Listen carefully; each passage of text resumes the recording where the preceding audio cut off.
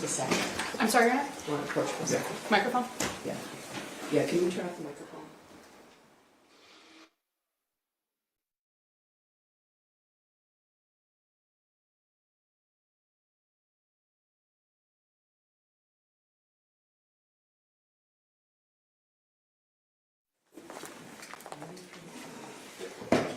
Your Honor, calling People v. James Crumbley, case number 22-279-989 FH.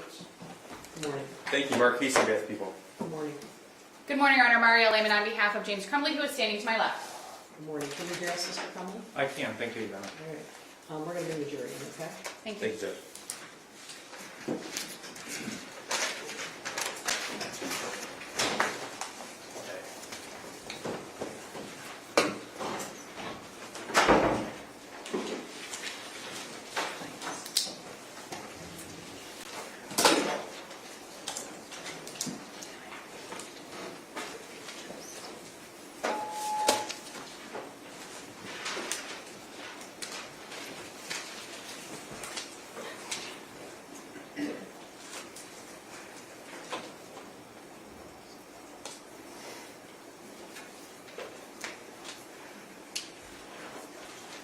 Are you trying to turn this on?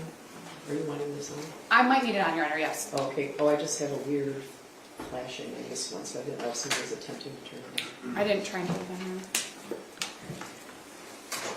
Yeah, that's good. I don't know. All rise for the jury. I just shoot this.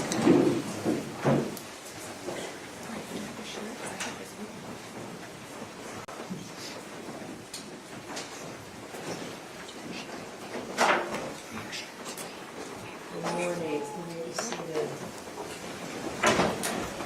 Thank you for being prompt. I want you to know that none of us slept in and we weren't sitting around drinking coffee, so we knew you were here and we're conscious of that. So we're going to continue. Mr. Wagrowski. Mr. Lieutenant Sergeant Captain.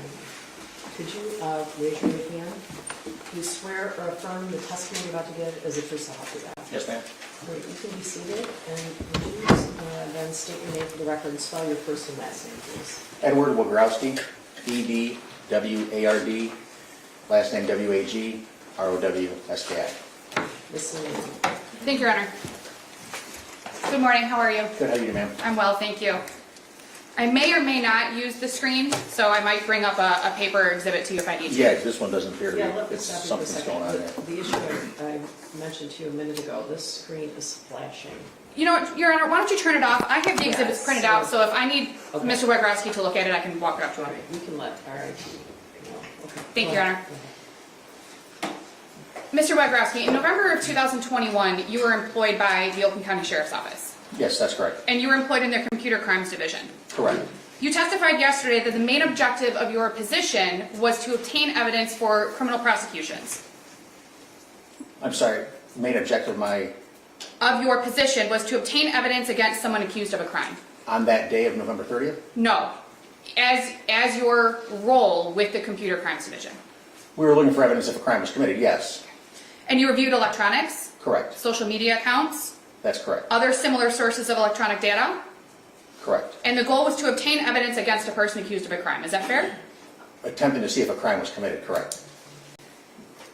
Your goal was not to obtain any exculpatory information that would clear someone from a crime. You were looking to see if somebody committed a crime. Is that correct? That's not true. No, if we find evidence like that, obviously it would be relevant to look further into that, yes. And you did the same thing in this case. You reviewed the electronics, the social media accounts, and other sources of electronic data. Correct. You reviewed cell phones that belonged to James Crumbley. That's correct. You identified that there were 3 cell phones, if I recall correctly, from the prosecution's PowerPoint. Correct. 2 of them had the same phone number. That is correct. So there were 2 Android phones that had the same phone number. Correct. And then there was a 3rd phone, which you called a burner phone. Or, I'm sorry, excuse me. The prosecution called it a burner phone and you agreed. Correct. That's a phone that you buy at, I think you said Walmart or Myre or a store like that. A track phone, something along those lines. Correct, yes. Something that's, yeah, you can just buy and activate yourself. And if you know, James Crumbley and his wife were told to get a second phone because they gave their phones to the police that day. I was not told that, no. You're not aware if that happened or I'm not? not aware of that happening, no. While you were in the process of obtaining surveillance footage, you were not aware of the identity of the shooter at Oxford High School. Not immediately.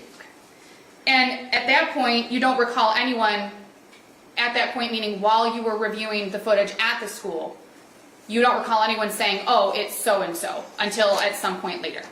Later, within, it was probably, I'd say 25, maybe 30 minutes. We were looking at the video and then someone said his name. Okay. So, and I'm not going to ask you to say his name. The judge has made orders regarding that. But it wasn't initially, anyone at the school was like, we know who it was this person. Is that accurate?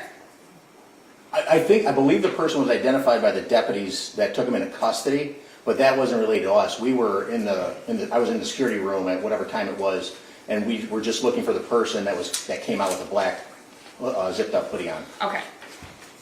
For Exhibit 61, and if you need me to pull the exhibit for you, I will. Yes, I'll tell please. you what it is. Exhibit 61 is a Facebook conversation between James Crumbley and his wife. Did you want to look at it? Yes, please. Okay. May I approach, Your Honor? Sure.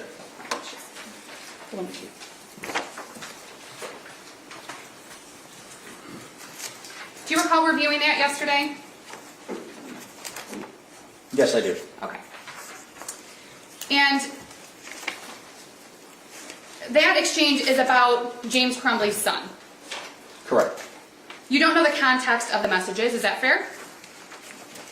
The context of what was being said, the words speak for them. I don't understand. Right, the words speak for themselves, right? You know what's on the page. Correct. You don't know anything beyond what's on that page. That's correct. You talked about texts. May I approach again, Your Honor, to get the exhibit? Sure. Thank you. Thank you. Yep. Mr. Wagrowski. You talked yesterday about text messages between Mr. Crumbley's son and his friend. Correct. You talked about the amount of text messages that there were. That's correct. 20,000 texts in 11 months, I believe is what you said. Yes. Now, are you familiar with how often teenagers text each other? I have two of my own, so yes. You know that teenagers text a lot? Yes, they do. Young people text a lot? I'm sorry, what? Young people text Young a lot? Yes. You don't know whether or not 20,000 texts is an abnormal amount of text between two teenage friends, or if it's an abnormal amount. Is that fair? No, I've done teenage cell phones before, and that 20,000 is a lot for that time span. In April 4th of 2021, you identified a text message between Mr. Crumbley's son and his friend, claiming that his dad told him, his dad being James Crumbley, told him to suck it up and gave him pills. Do you recall reviewing that text yesterday? Yes. Now, in that text, you don't know what Mr. Crumbley's son was talking about, that his dad told him to suck up. Is that fair? Because I believe he told him that he was not feeling well, or if you have the exhibit, I can look at it. I thought there was more context to it prior to suck it up, but then Toll just handed him some pills. Right. You don't know what the pills were? I don't know. Could have been Tylenol. They talked about Xanax before, James and his wife did. Not in that communication, correct? No. The one on April 4th of 2021. Correct. There was also a talk about melatonin. Yes, there was. So it's fair to say that you don't know what necessarily was being discussed between Mr. Crumbley's son and his friend on April 4th of 2021. Again, I thought there was more context before the suck it up, but I don't know exactly what they were. Let me see if I can pull that. I'll pull the exhibit and we'll come back to it. Okay. And the same thing on April 5th of 2021 with the friends. You don't know what the context of the conversation was. You just know what you're reading on a page. Is that fair? What were they talking about on April 5th? We'll pull that exhibit and I'll come back to Okay. it too. I was going to do it on the screen, but it's not working. You can do it on the screen if you want. This one was flashing, but we can try it again. It's okay, Judge. Yeah. We'll move on. I think you can probably see it from either one of these angles anyway. You talked about in Exhibit 70 and 71, and I will pull those for you right now. Well, one is it's a placeholder because it was a video, if you recall. Oh, May I yes. approach, Your Honor? Sure. Thank you. You're welcome.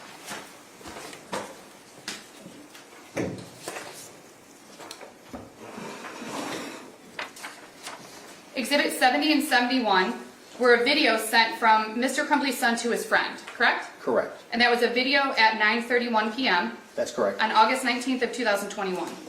Correct. We saw the video yesterday. It was of Mr. Crumbley's son handling a firearm. Correct. You hear the clicking. You hear it clicking in the video, if you recall. After you loaded the magazine into it, yes. You don't hear any voices. No. No other sounds. No. In Exhibit 74, you identified that that was a GPS location showing that James Crumbley was at the home Correct. at the time that this, or around the time that this video was taken. That's correct. Now, from the video that we saw, you don't know if James Crumbley is standing next to his son, correct? No, I do not. You don't know if he was standing across from his son, correct? I do not. You don't know if he was in a different room and had no idea that his son was handling the firearm, is that correct? I can't say that because when you rack around into a gun, that slide going forward makes a loud noise. And in a small house, you'd probably hear it. Probably, but you don't know. For sure, with him, no, I don't, but it's likely. And you don't know just by looking at that exhibit what the surrounding circumstances are of that video, is that fair? What was going on around it outside the video? No, I do not. You know what that video shows. Correct. And that video shows Mr. Crumbley's son handling a firearm and loading a magazine into it, is that correct? Correct. Exhibit 72 and 73 are also, if you'd like to look at them, Please. there was also a text message between Mr. Crumbley's son and his friend. Again, it's another placeholder because it was a video. May I approach, Your Honor? Sure. Thank you. Thank you.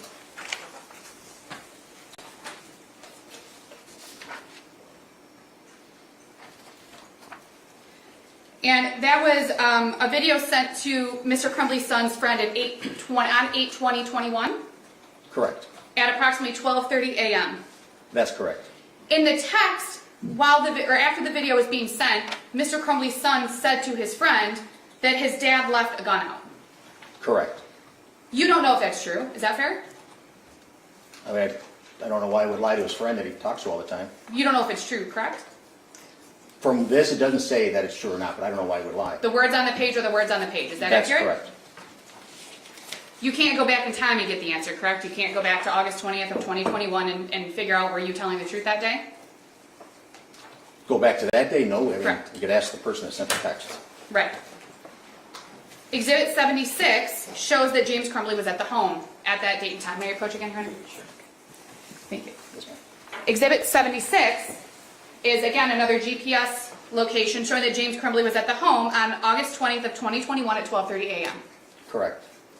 And again, in the video that was shown, you can hear the clicking sound. I'm sorry, this was the loading of the magazine. That's correct, The other yes. one was something else. And just, yes, recording it. Exhibit 72 and 73 is Mr. Crumbley's son loading the magazine into the firearm, Correct. and you hear that, Yes. and you see it on the video. Correct. You can hear kind of like a whirring, maybe like a fan or something in the background if you recall. I don't recall that, but okay. You don't recall hearing voices? Anybody talking at the time? Correct. No. No other sounds other than the loading of the magazine. And the slide going forward? And again, you don't know whether James Crumbley was standing there or not. Correct, I do not. You don't know if James Crumbley was in another room The GPS says he was in the vicinity at of the the house. residence, correct? Yes. You don't know if he was maybe standing outside. You don't know, is my point.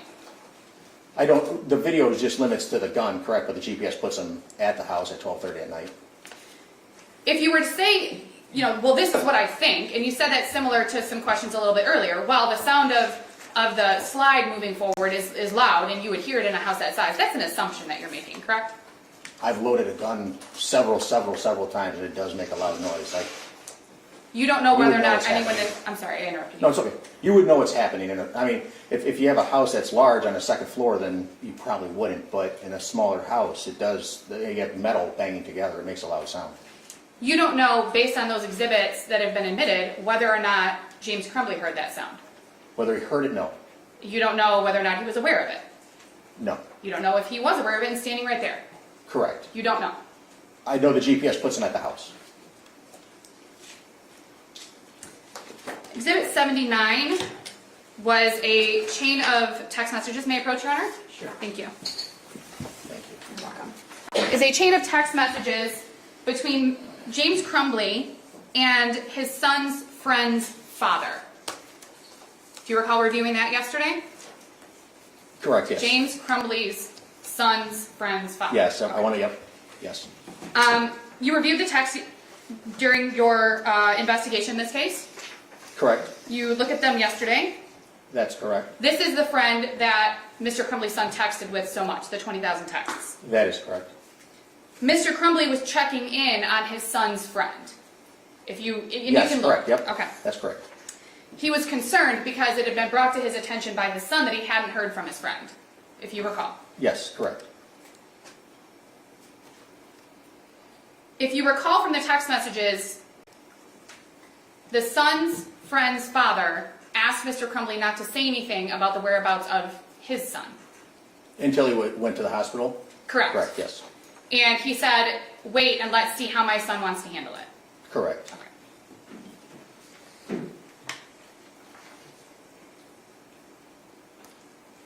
In the conversation at that point between Mr. Crumbley and his son's friend's father, there was no expression, if you recall from reviewing the exhibit, there was no expression of mutual concern about Mr. Crumbley's son or sharing any information like, yeah, my son's been having a hard time. Or, there was nothing like that in that exhibit, and you can look through the pages that you have. No, there was not. Okay. On November 30th of 2021, in that same text thread, the friend's father texted Mr. Crumbley and said that he was praying that his son made it home okay. On what, in here? Yes, November 30th of 2021. Correct, yes. And that was after the shooting at the high school. That's correct. So this friend, the father of this friend that Mr. Crumbley's son had texted with so much, 20,000 texts that they had talked about, his own son had mental health issues, we see from the text. Even he did not suspect that Mr. Crumbley's son could have been the person responsible. So that's speculation. As counsel pointed out, this witness can testify. Thank you, Judge. May I approach? Yes.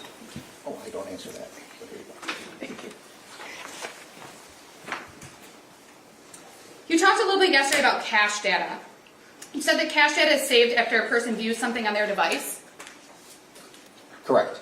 You went through exhibits 82 through 86, which I can pull if you'd like, but I'll just remind you, they were photos of a screenshot that Mr. Crumbley's son had taken of a screenshot of a handgun that was for sale, Correct. a 9mm handgun. And then the exhibits were also the data behind that, showing that the images were stored in both Mr. Crumbley's son's cache data and Mr. Crumbley's cache data. That's correct. Did you want to review them again? I would, please, yes. May I approach, Your Honor? Sure. This is 82 through 86.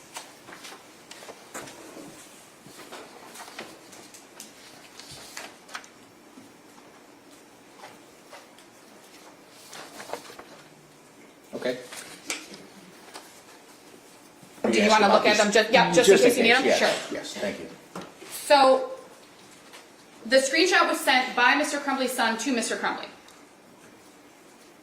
Sent to by, Mr. Crumbley's son to Mr. Crumbley. correct, yes. The screenshot itself was taken by Mr. Crumbley's son. Correct. Both of them, it appears from these exhibits, deleted the screenshot from their messages. Correct. People delete messages, right? Yes, I do, yes. You do? Sure. For any number of reasons. Correct. Not necessarily because you're trying to hide anything. Correct. In fact, there's also a way that you can delete the message and then also clear that cache so that whatever you're deleting is permanently erased from your phone, right? It's possible, yes. And if that happens, then you wouldn't have found anything in the cache data, correct? Probably not, correct. So it's fair to say that deleting a screenshot or a message is not necessarily, there's nothing wrong with it, right? There's, again, speculation. Bless you. Speculations. That kind of questions for the jury to answer. Well, Your Honor, what I'm asking is if just deleting a message is wrong. Well, do you mean morally, legally, professionally? What do you mean? All of them? He's here to testify as to what he was able to extract from devices. You'd be asking his opinion. So, wouldn't you be asking his opinion? I mean, he said he himself deletes things, and he doesn't do it because he's doing anything wrong, trying to hide anything. Right. I mean, the witness was responding to counsel's question in a conversational tone. He can't provide opinions on why somebody might delete things or why not. He can testify it is deleted. I don't think you can. I don't think you can. Thank you, Judge. In this instance, you did not see that anyone attempted to clear the cache data or anything like that from what you have in front of you. The fact that it's there tells me that it didn't happen. Okay, thank you. Mayor Pro Tem? Sure. Thank you.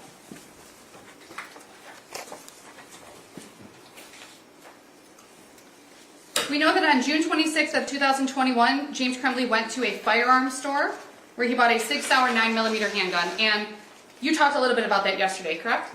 Correct. What did I say? June. I'm sorry, Yeah. November 26th Yeah, I of knew what you meant. 2021. Yeah. There's been no dispute that James Crumbley bought a handgun on November 26th of 2021, to your knowledge. Correct.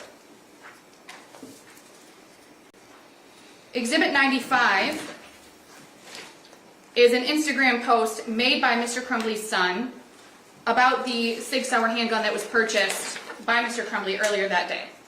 Correct. Would you like to review Exhibit 95 again? Please. Mayor Pro Tem? Sure. Thank you. Thank you.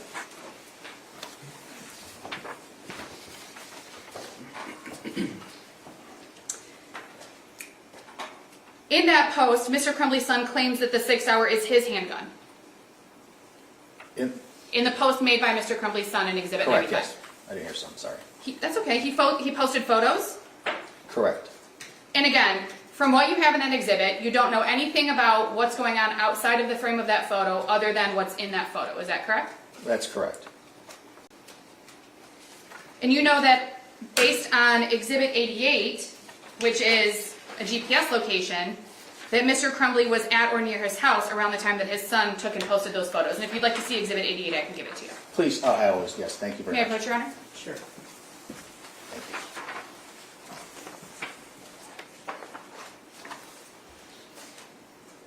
So reviewing Exhibit 88, you would agree that that exhibit shows that Mr. Crumbley was at or near his home at the time that, and if you need 95 back, I can give it to you, at the time that the post was made. That's correct. May I approach? Sure. Thank you.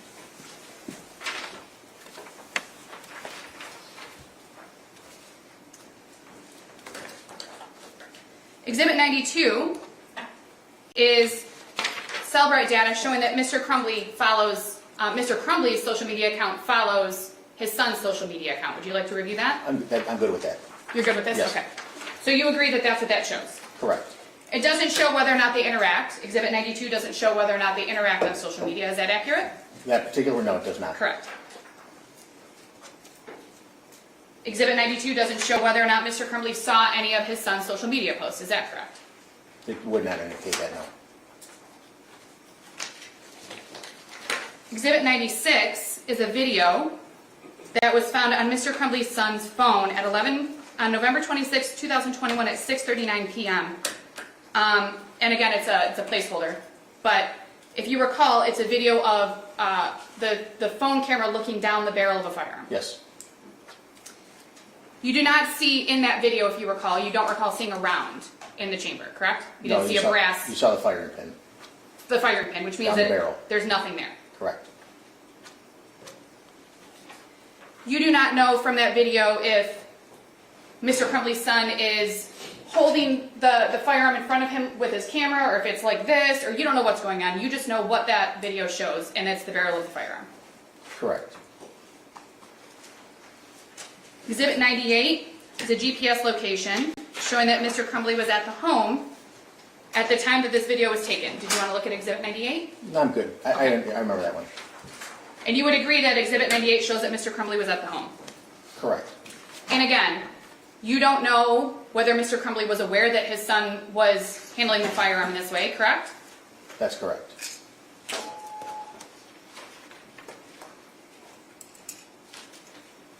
Exhibits 100 and 101 are similar photos. If you recall, they are social media posts by both Mr. Crumbley's son and Mr. Crumbley's wife, if you would like to review them. Please. May I approach, Your Honor? Sure. Both Thank you. 100 and 101. You can continue to approach that. Thank you, Your Honor. If it isn't intimidating by you, just. Thank you, Your Honor. Okay. So those are posts by Mr. Crumbley's wife and his son, and they're shooting range targets. Correct. And it looks like they were shooting range targets that they used based on the posts. Based on, yes. There's nothing illegal or improper to your knowledge about taking your child to a shooting range, correct? That's correct. And letting them shoot at a target. Correct. There's nothing illegal and improper to your knowledge about posting photos of the target that you used. Correct. Exhibits 104 through 107 are from November 27th of 2021, showing that James Crumbley was doing DoorDash deliveries. Do you recall reviewing those? Yes, I do. Do you need to see them? Just in case, yes, please. Okay.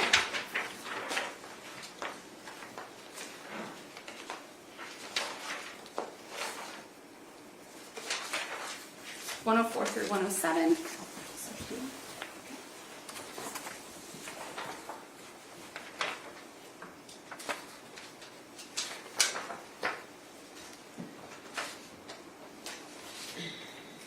Okay, Now those deliveries are over a period of time. correct. And we know that James Crumbley worked for DoorDash. We talked about that yesterday. Correct? It hasn't been disputed to your knowledge. No, DoorDash was his job at the time. that's correct. There's nothing wrong with working at DoorDash, correct? No, There's nothing wrong with leaving your 15-year-old son at home while you're working for DoorDash. correct, In and of itself, there's nothing wrong with that. correct. And when you were looking at exhibits yesterday, and just if you recall, you don't recall there being any posts about or exhibits about concerning behavior or concerning text messages or videos or anything like that during the hours from exhibits 104 to 107. During this time, no. Okay.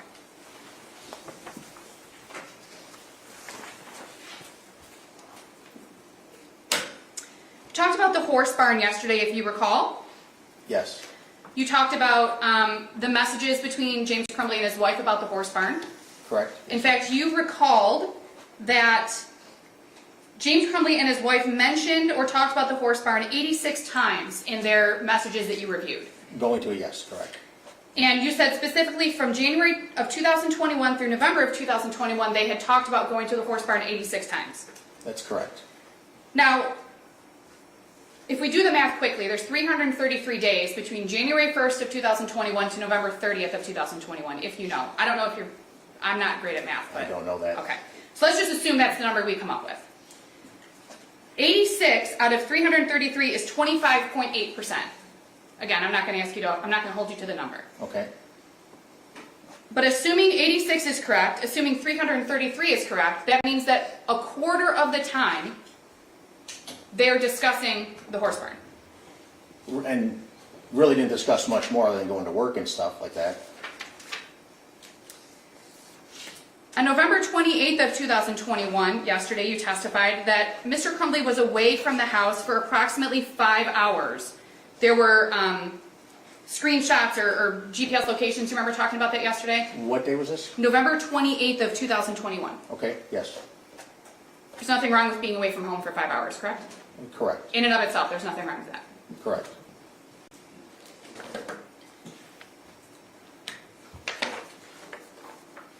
Exhibit 115, and I am going to bring this up to you, is a Facebook thread between James Crumbley and his wife on November 29th of 2021 from 8:23 a.m. to 1 o'clock p.m. Okay, They are discussing issues with their horse. We correct, talked about it yesterday. We also learned in that time between 8:23 a.m. and 1 o'clock p.m. that Pamela Fine from Oxford High School called Jennifer Crumbley. correct. She left her a voicemail. Pamela Fine left Jennifer Crumbley a voicemail. That's correct. There was another exhibit showing that Jennifer Crumbley accessed that voicemail at approximately 11:49 a.m. Correct. In Exhibit 115, there's no discussion between James Crumbley and Jennifer Crumbley about that voicemail. There was a, not in this right here, no, but there was conversation, where Jennifer asked James, did he tell you what happened at school today? And I'm going to get to that in just a second. Okay. But in that thread, there isn't anything, especially around 11:49 or even before 1 o'clock p.m., where it's mentioned, I got a voicemail from the school, this is what it was about. Is that fair? That's fair.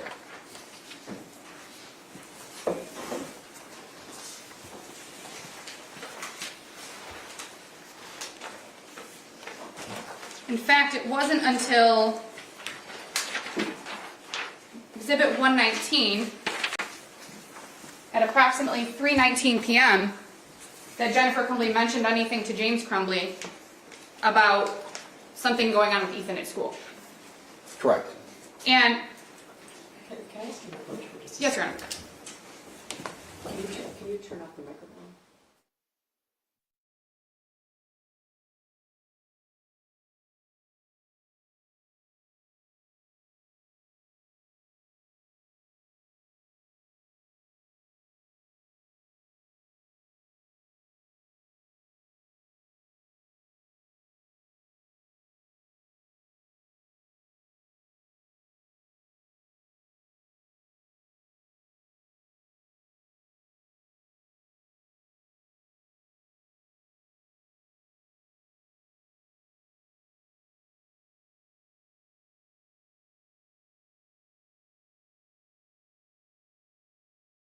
Their son talked about what happened at school. Correct. Now, there's an assumption that Mrs. Crumbley is asking Mr. Crumbley about the incident that led to the voicemail. Is that fair? There's an assumption. Nothing else to base that on happened that was the school called them about. And that's my point, right? Correct. And there was no conversation between James Crumbley and Jennifer Crumbley about that voicemail beyond what we see in that message, in the messages in 119, correct? Correct.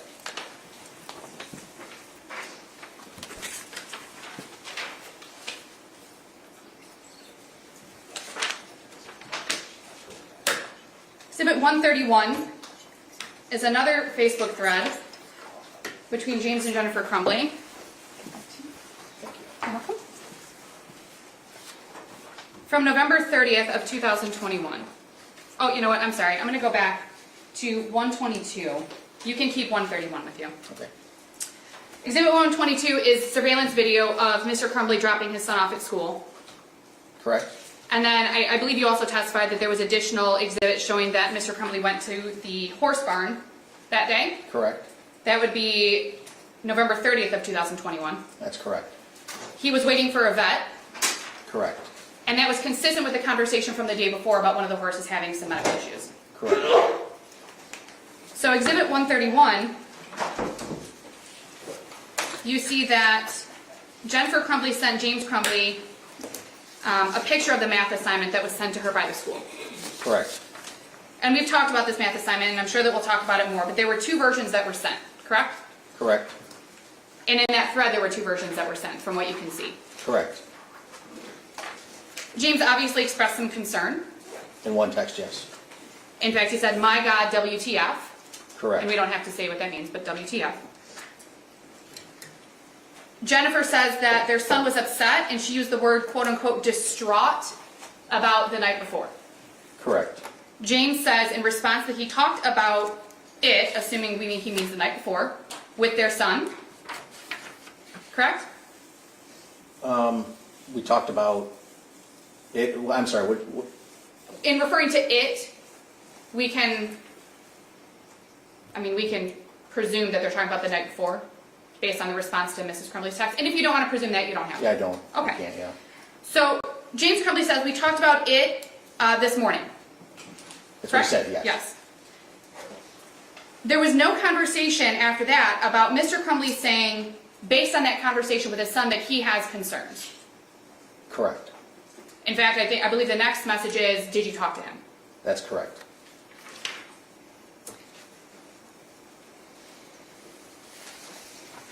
Thank you. We know that on November 30th of 2021, James and Jennifer Crumbley went to Oxford High School. That's correct. They met at the school around 10:30 a.m. A little after that, but yes. The prosecutor asked you if Mr. Crumbley went to the house before going to the school, and you said no. Correct. We know that Mr. Crumbley was at the horse barn. He left there and went directly to the school. Correct. And that was based on the exhibit that you looked at yesterday. That's correct. On his way there, he spoke to his wife. Correct. Mr. Crumbley and his wife met with Sean Hopkins at Oxford High School for approximately 13 minutes. I think it was a little less than that, but yes. Their son was in the meeting for about 12 of the 13 minutes. Yeah, almost 12. James left the school parking lot at 10:57 a.m., Okay. if you recall. I don't recall the exact time he left, but it sounds about right because they left the counselor's office before that. You testified that at 11 a.m., Mr. Crumbley logged into his DoorDash app That's correct. from the Myre parking lot on Ray Road. Yes. that his first pickup and delivery was from 11 a.m. to 11:19 a.m., if you recall. Sounds about right, yes, correct. So he left the school and started working right away, Correct. within 3 minutes. Is that fair? Yes, correct. The prosecutor asked you if he stopped by his house during that first DoorDash, and you said no? That's correct. To your knowledge, on November 30th of 2021, from 11 a.m. to 11:19 a.m., Mr. Crumbley didn't have any reason to stop by his house. That you know of. That you know Speculation, of. Judge. If you know, do you know of any reason? Was he told, I don't understand I apologize. No. Are you aware of any reason that Mr. Crumbley may have known that he needed to go to his house from between 11 to 11:19 on November 30th of 21? Judge, I think perhaps the better objection would be calling for a legal conclusion, because that's central to the theme of the prosecution, that he did have reason to stop him. That's what the jury's being asked to decide. I guess I don't know how he would know that. Right? It's based upon his level of knowledge from the last months in the life, Judge. That's what the evidence is showing. I can move on, Judge. Thank you, I Judge. just don't know how he would know that.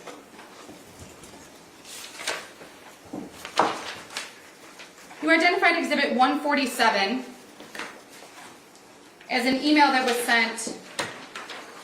Would you like to review it? I believe, that's fine, thank you. As an email that was sent from Oxford High School to James Crumbley. Correct. That was sent at sometime around 1 p.m. 1:09 p.m., but yes, That was after, actually, the shooting had ended. correct. In fact, you testified yesterday that the shooting was from 12:51 p.m. to 1300, Yes, correct, to 1 o'clock. correct, yes. That email doesn't show whether or not Mr. Crumbley received it. Is that fair? That right there doesn't tell me anything, other than it was sent to him. All that tells you is that there was an email sent from the high school to Mr. Crumbley Correct, at that email address correct, and at that time. correct.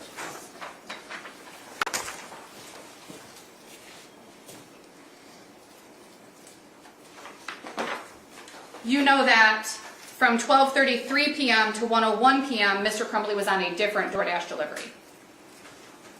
Correct, You know that Exhibit 148 shows that Mr. Crumbley went to the Myre on Ray Road, at what time? 1:11 p.m. Correct. Did you want to look at the exhibit? Nope, Okay. So at 1:11 p.m., Mr. Crumbley was at the Myre on Ray Road. You don't recall any exhibits yesterday showing that Mr. Crumbley was picking up a DoorDash order around 1:11 p.m., correct? correct, You know that Mr. Crumbley called his son based on Exhibit 136, which is his phone log. Mr. Crumbley called his son at 1:13 p.m. correct. Would you like to look at the phone log to get the time? That's about the right time, Okay. correct, yes. And you know that Mr. Crumbley remained at the Myre, which was the reunification point after the Oxford High School shooting. Mr. Crumbley remained there from 1:11 p.m. to 1:17 p.m. Correct, So Mr. Crumbley called his son from the parking lot of the Myre, which was the reunification point, at 1:13 p.m. correct, He also called his son at 1:17 p.m., correct, which is right around the same time that he left the Myre parking lot. that's correct, You know that there was a phone call, which was approximately less than 1 minute. And again, if you want to look at it, I can bring it just to to you. make, yes, please, Sure. thank you. There was a phone call at approximately 1:17 p.m. 1:16 p.m. between Mr. Crumbley and his wife, which lasted less than 1 minute. Correct, Mr. Crumbley called his son at 1:17 p.m.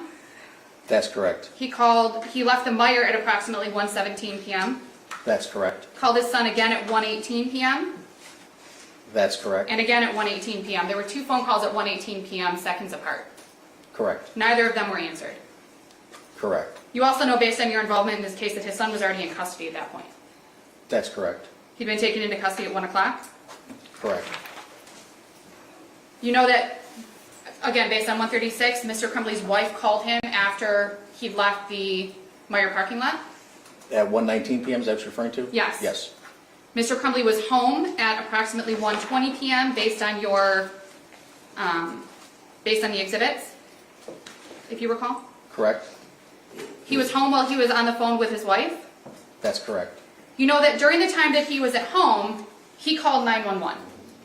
Correct. He called 911 because he discovered that the Sig Sauer and the ammunition for the Sig Sauer were both missing. Speculation as to why he called 911, Judge. He said in the phone call why he called 911. Well, I guess that's a different question. You don't know why he called 911, but you did hear him. You did hear the 911 call that. Correct. Yes.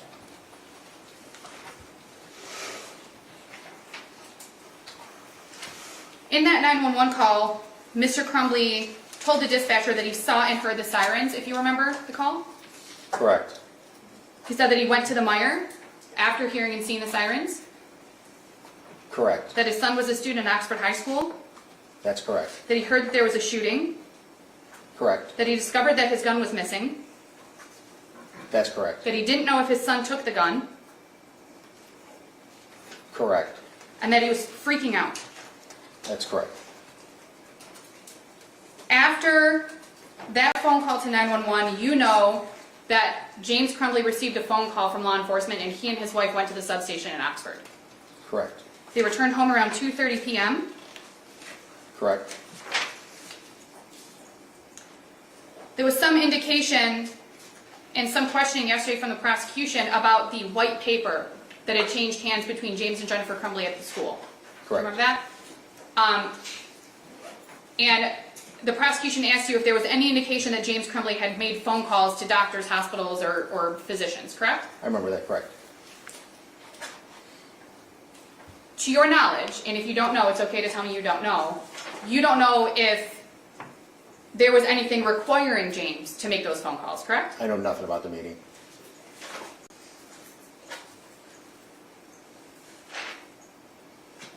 And you know that the meeting was at approximately, ended around, I think we said 10:53 a.m.? Correct. And the shooting occurred at began at 12:51 p.m. That's It was correct. approximately 2 hours later. You also know that in those 2 hours, I'll withdraw that question. You testified about messages between Jennifer Crumbley and a person named Brian Malash. Correct. You have no idea whether Mr. Crumbley knew about those messages? They were together at the time. Other than that, I don't know. Okay. You don't know if Mr. Crumbley knew what Jennifer Crumbley was saying to Brian Malash? I do not know.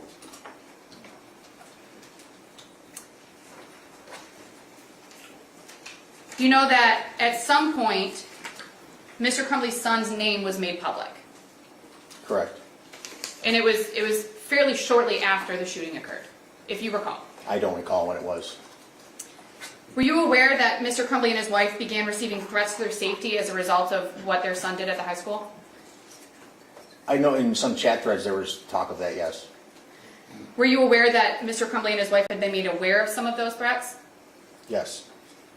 Were you aware that there were concerns for Mr. Crumbley and his wife's safety as a result of some of those threats? Oh, I'm sorry. I was aware.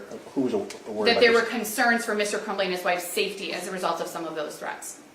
I know they have to received object threats. as to the characterization of what a threat is and what a threat is not. It's, as we know, Judge, it's very subjective. Okay, so can you be more specific? I can move on, Your Honor.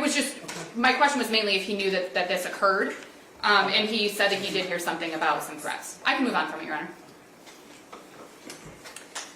As a result of your involvement in this case, you were aware that Mr. Crumbley's son was criminally charged on December 1st of 2021.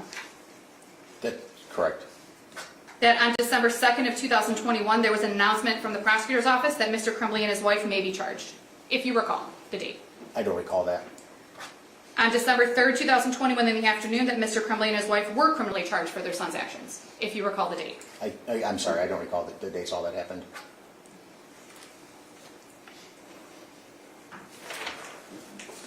I have no further questions, Your Honor. Redirect.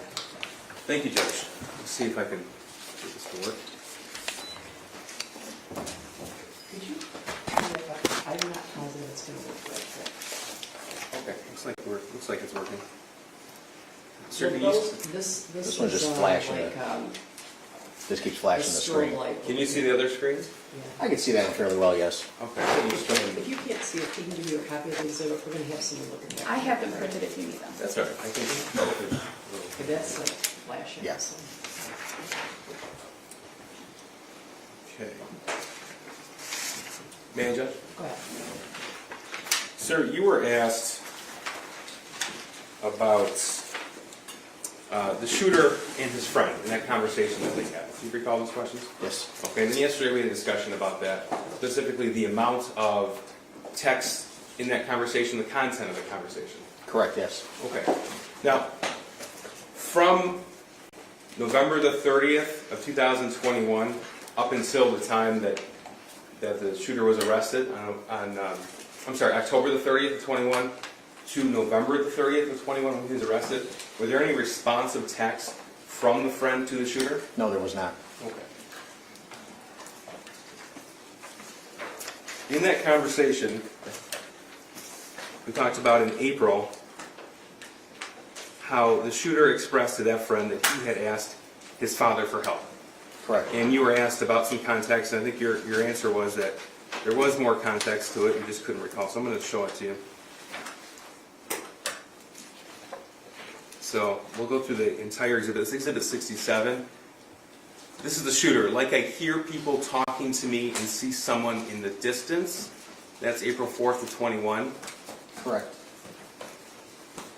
And then right after the shooter wrote, I actually asked my dad to take the doctor yesterday, but he just gave me some pills and told me to, quote, suck it up. That's correct, yes. Okay? And then he wrote, like, it's at the point that I'm asking to go to the doctor, and then my mom laughed when I told her. That's correct. Okay? The next text is April the 5th, just after midnight, but I'm having bad insomnia. RN. What does RN mean? Right now. If you know? Okay, right now. And paranoia. I need Correct. help.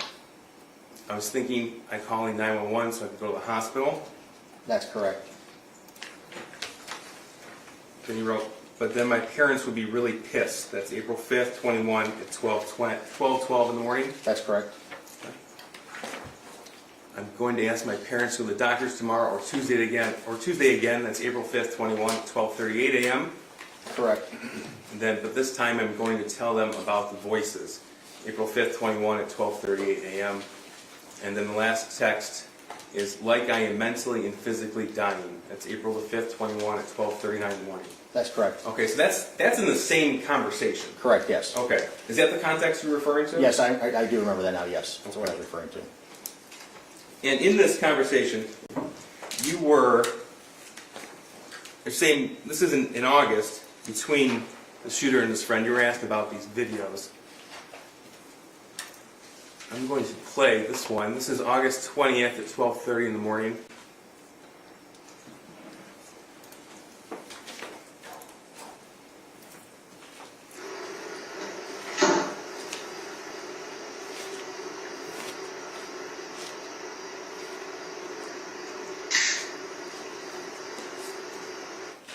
Okay, is that the noise you were referring to? The noise that it makes when you... Yeah, the metal fire? is slamming together and putting the magazine in and slamming it on the table.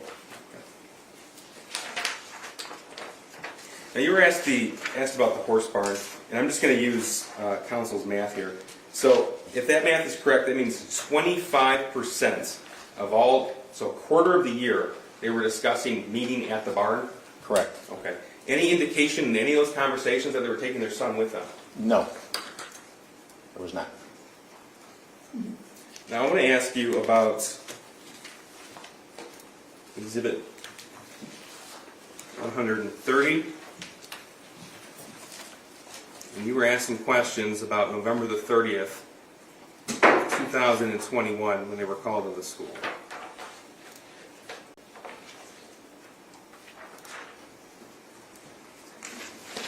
So we talked yesterday about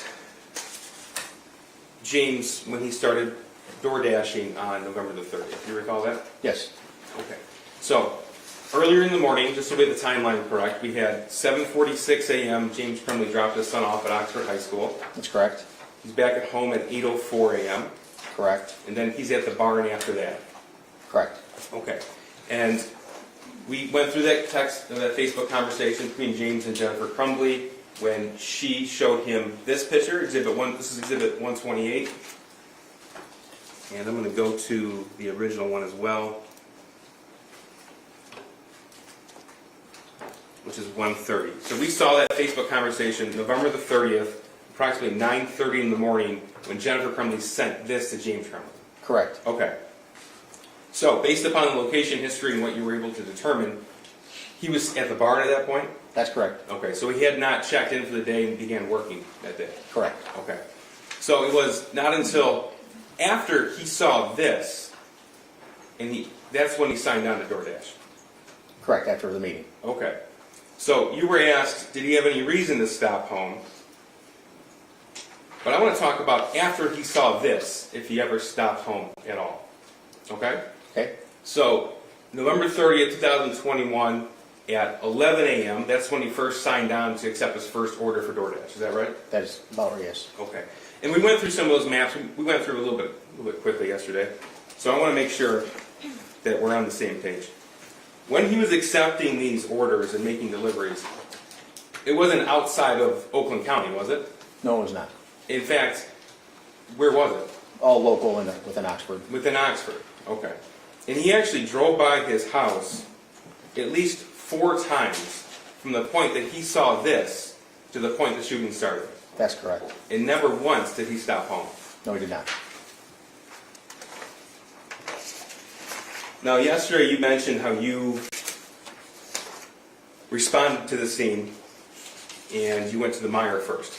Yes. Okay. And that's the Myre that James Crumbley was at when he received the alert of the active shooting at Oxford High School. That's correct. Okay. And you were helping parents find their kids when you were there? Yes. You talked a little bit about the school buses and what you saw. How many parents were there? Dozens of just standing around in the cold. Were more coming when you were Yes. at school? Yes, cars kept on coming. And based upon what we know from the timeline you were able to put together with the data locations, we know that 1:10 p.m. James Crumbley got the email. We know with a certainty that he was at the Myre parking lot at least by 1:11. Correct. He made phone calls in that period of time, and he didn't leave, and he left at 1:17 p.m. So he was in the parking lot where everybody else went to for at least 6 minutes, and then he went home. Correct. Okay. And he got home at 1:20 p.m. Correct. He was on the phone with his wife for a 10-minute phone call, we said. Correct. Okay. And it wasn't for another 14 minutes that he called 911. Correct. And it wasn't just parents at that Myre parking lot. There were students there as well. Hundreds of them, yes. Okay. You know, there's 1,700 students at Oxford High School. I did not know that, but it's a big school. From what you saw there, the scene that you saw when you pulled up in that white minivan you told us about, and you saw the school buses with kids looking for parents and Your Honor, parents. I'm going to object. The prosecution's testifying. I'll get to the question, Judge. Yeah, okay. Okay. Please. Did it seem like it was that number of students at Oxford High School? Paint us the picture of what you saw when you got there. Again, I would also object to relevance about what he saw when he got to the Myre, Your Honor. It's important because counsel made a point in her cross-examination to suggest that there's no reason for James Crumbley to go home. And I think this witness has established yesterday and today that James Crumbley was actually at the location where everybody else was going to. So it's important for the jury to understand what he was observing when he sped from Pontiac to that location. Your Honor, I don't understand what Mr. Wagrowski observed at the Myre is relevant to whether or not James Crumbley felt that he needed to go home. I don't know how the two are connected, Your Honor. I'm at a loss myself. Maybe I'm missing something. Okay. Did all the other parents you saw, did they leave or did they stay? They stayed. Thank you. Nothing further. All right, you can step down and get... Your Honor, very brief recross? Okay. Very brief, thank you. All right. I believe I only have 3 questions. Okay. 4. Can I get my exhibit back? Thank you. In April of 21, you testified about Mr. Crumbley's son telling his friend, I'm going to ask my parents to go to the doctor, right? Correct. You don't know what doctor that was? He was talking about hearing voices in the distance and stuff like that, but... You don't know what doctor that was, is that accurate? Correct. In reviewing the exhibit that we have, we don't know what doctor he was asking to see. From the word prior to that, where he's hearing voices and he feels like he's dying inside, I do not know the doctor. You don't know. You don't know if he ever did ask. He mentioned it in a couple different conversations that he was going to try to ask. Going to try. You don't know if he ever did. I do not.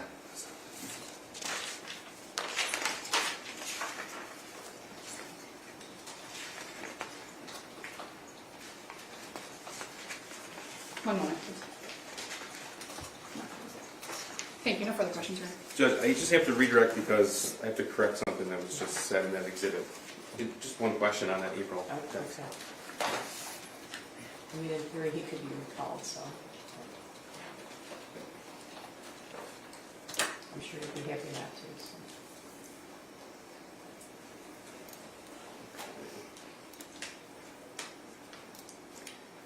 Okay, so we went, this is exhibit 67, we went through this part like I hear people talking to me. The next slide. I actually asked my dad to take to the doctor yesterday. Correct, yes. Okay, is that your recollection? Yes, as well? Okay. correct. Thank you, Judge. Anything further? One question. I'm sure you know what it is. You don't know what doctor that was, right? Other than the context of the information prior to that. That's asked and answered, Yeah, Judge. he asked and answered. He said he doesn't know. He said he doesn't know. Thanks, Judge. Okay, so I'm gonna let you step down, and you're excused. Okay, thank you, All ma'am. right. I'm going to ask both the lawyers, if there is a witness who's excused and for some reason you think they might be recalled, I need to know if they were not permitted to sit in the courtroom, all right? Yes, If sir. someone's excused, I presume that they're able to sit in the courtroom, so if there's a reason, why not, just let me know. I suppose there is always a possibility with a computer crimes expert for rebuttal, so we'll have Mr. Wagrowski. That's it, I think he has. Okay. All right, everything good?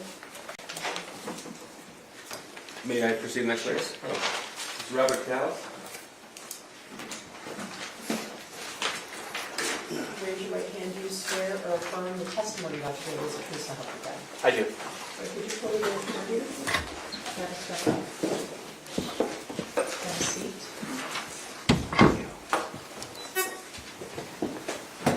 Could you state your name for record and spell your first and last name? Robert F. Koteleis, Jr., ROBERTKOTELES. Right, go ahead, prosecutor.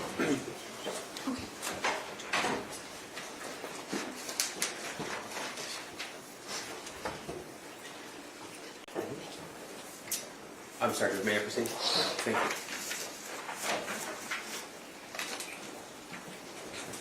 Just take me 1 second.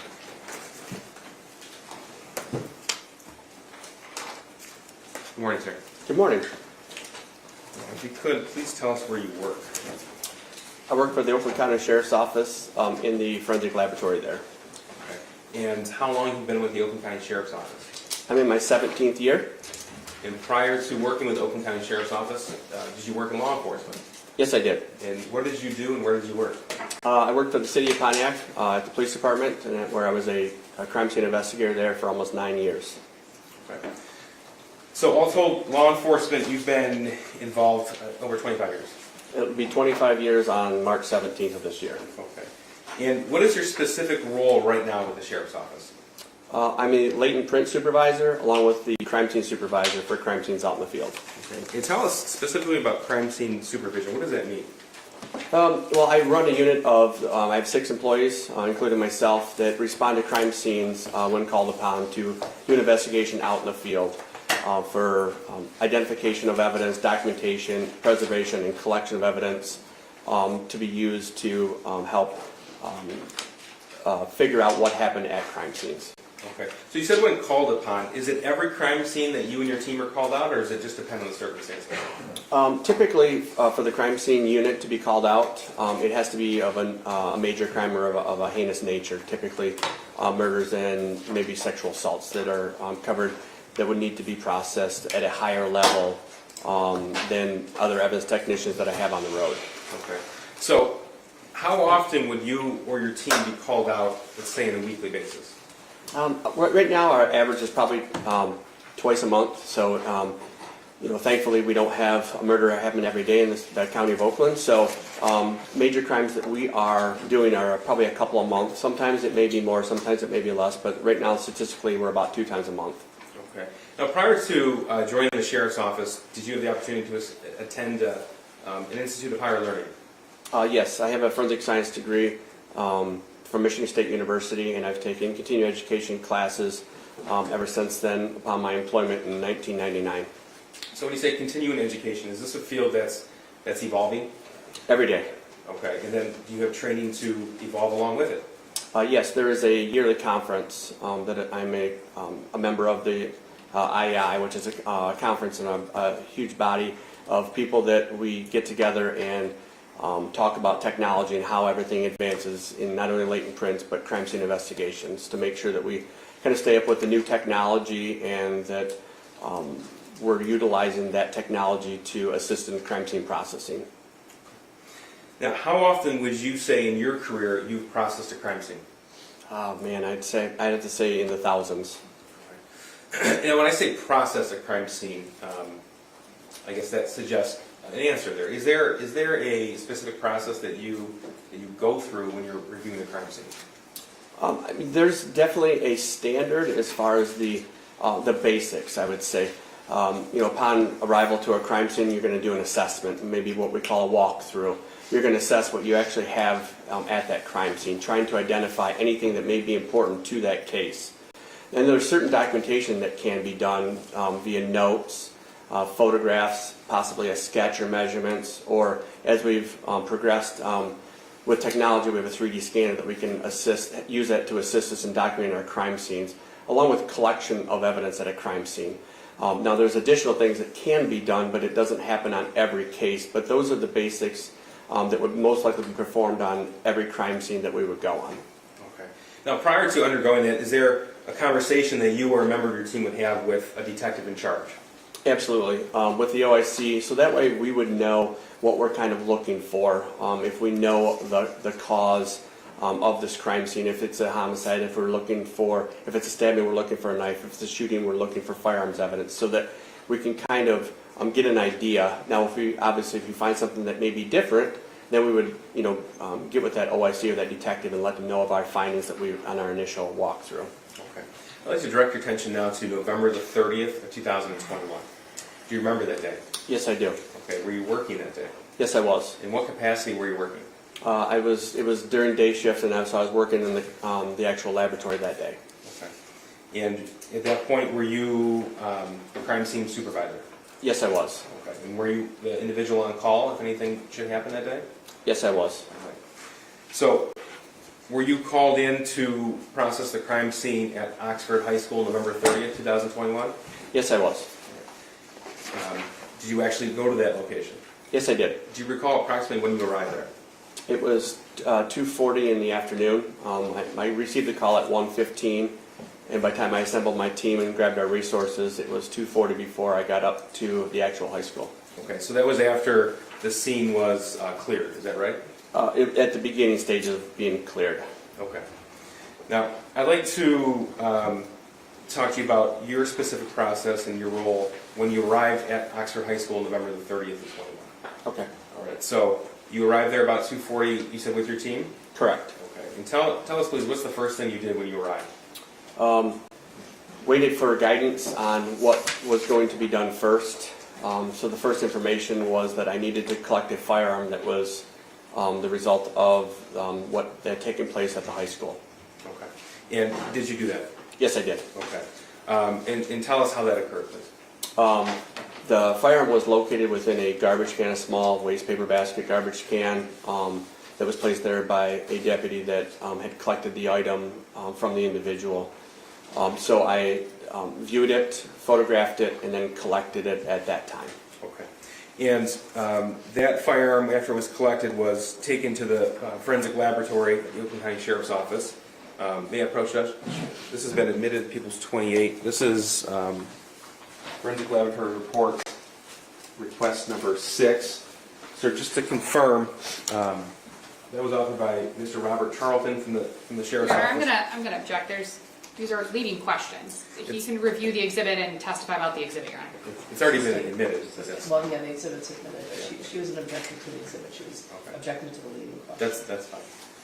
Was that weapon confirmed to be the murder weapon? Yes, it was. Okay, and is that reflected in that report? Yes, it is. Okay, thank you.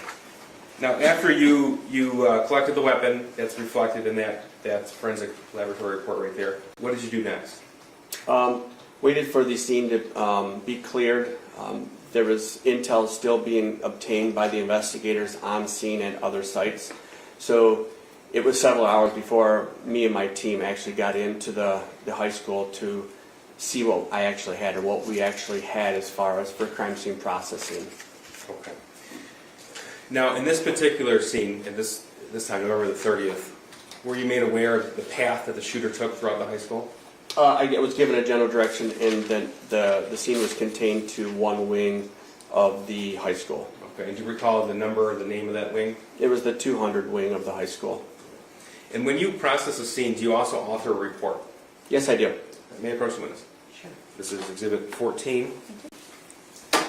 Sir, take a look at that and tell me if you recognize it.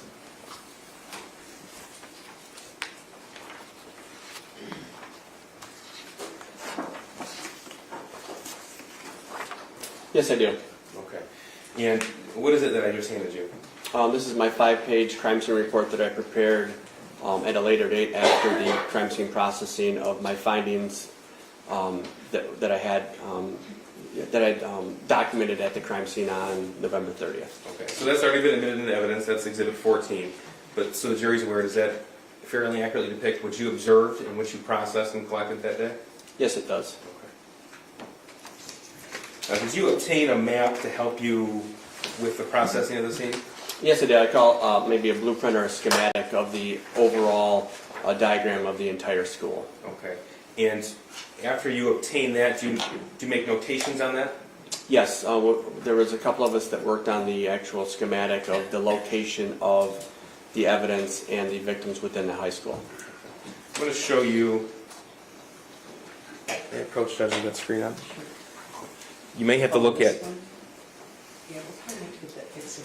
See if you push that on, it kind of scroll lights.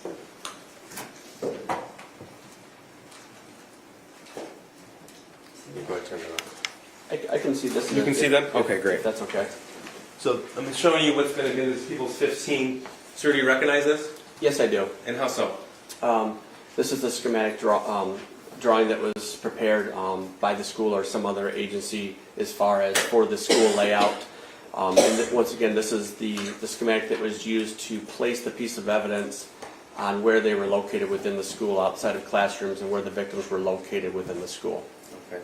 These notations were made by lab personnel? Yes, it was. There's some by myself, and there's also by Rob Charlton, who works in the firearms unit. That's also a crime scene investigator with me. So what do these notations signify? There's numbers that are circled that would also coincide with the placards that were placed next to the piece of evidence within the crime scene for documentation purposes. Okay, when you say placard, we're going to go through some pictures soon, but if you see a yellow placard with a number, that's what you're referring to? That is correct. And why is that done? It's used mainly for photographic reasons, but also helps us to keep straight each piece of evidence that was collected, given a location of where it was within that crime scene. Okay, and photographs were taken in this situation? Yes, they were. Okay. Now I'm going to go through, okay, this is 15, and you said it was the 200 hallway? That was the wing the shooting was contained to? That is correct. Okay, so we see numbers, not the notations from the crime lab, but numbers of classrooms here. So 258, that's the number of a classroom? That is correct. Okay, and then to the far right, it goes to approximately 214, 213, is that right? That is correct. Okay. So we'll go one portion at a time here. Okay. Okay, so this is a zoomed in version of Exhibit 15. What does this depict? This is an area outside of 258 and 256 where two of the victims were found that contained a large amount of evidence. And then you can start to see where it turns to the north which would be to the right of this photograph. That would work your way up to the north, which is the remainder of the 200 wing that contained more evidence outside the rooms from 249 all the way down to 213. Okay. So in the course of your investigation, did you come to learn what bathroom the shooter walked out of directly Yep. before the shooting? Sorry. Yes, I was given the information that it was found just west of room 258. So that would be this bathroom here that's highlighted? That is correct. Okay. So specifically now from what you recovered from the bathroom in this shorter wing of the 200 hallway, I'm going to take you through the path the shooter took with these pictures.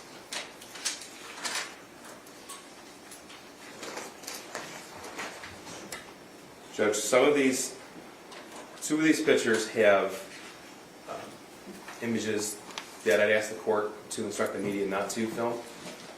Your Honor, I'm not going to object to that. I am going to just indicate for the record, I believe that it's Exhibit 17 and Exhibit 26 that I will be objecting to, renewing objections that I made previously on the record to those two photographs.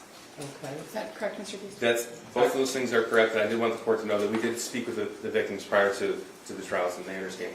Okay, so you're right now presenting exhibit number 17? First, it'll be Exhibit 16, but then it's Exhibit 17 after that. Okay, so that they're, both of those images cannot be shown Correct. to the press? And are the victims who are here familiar with what those photos contain? Yes, Judge. So they're welcome to exit if they feel the need, right? Thank you, Judge. Okay. So you guys get it, right? Which two? The next two, 16 and Next two 17. after this?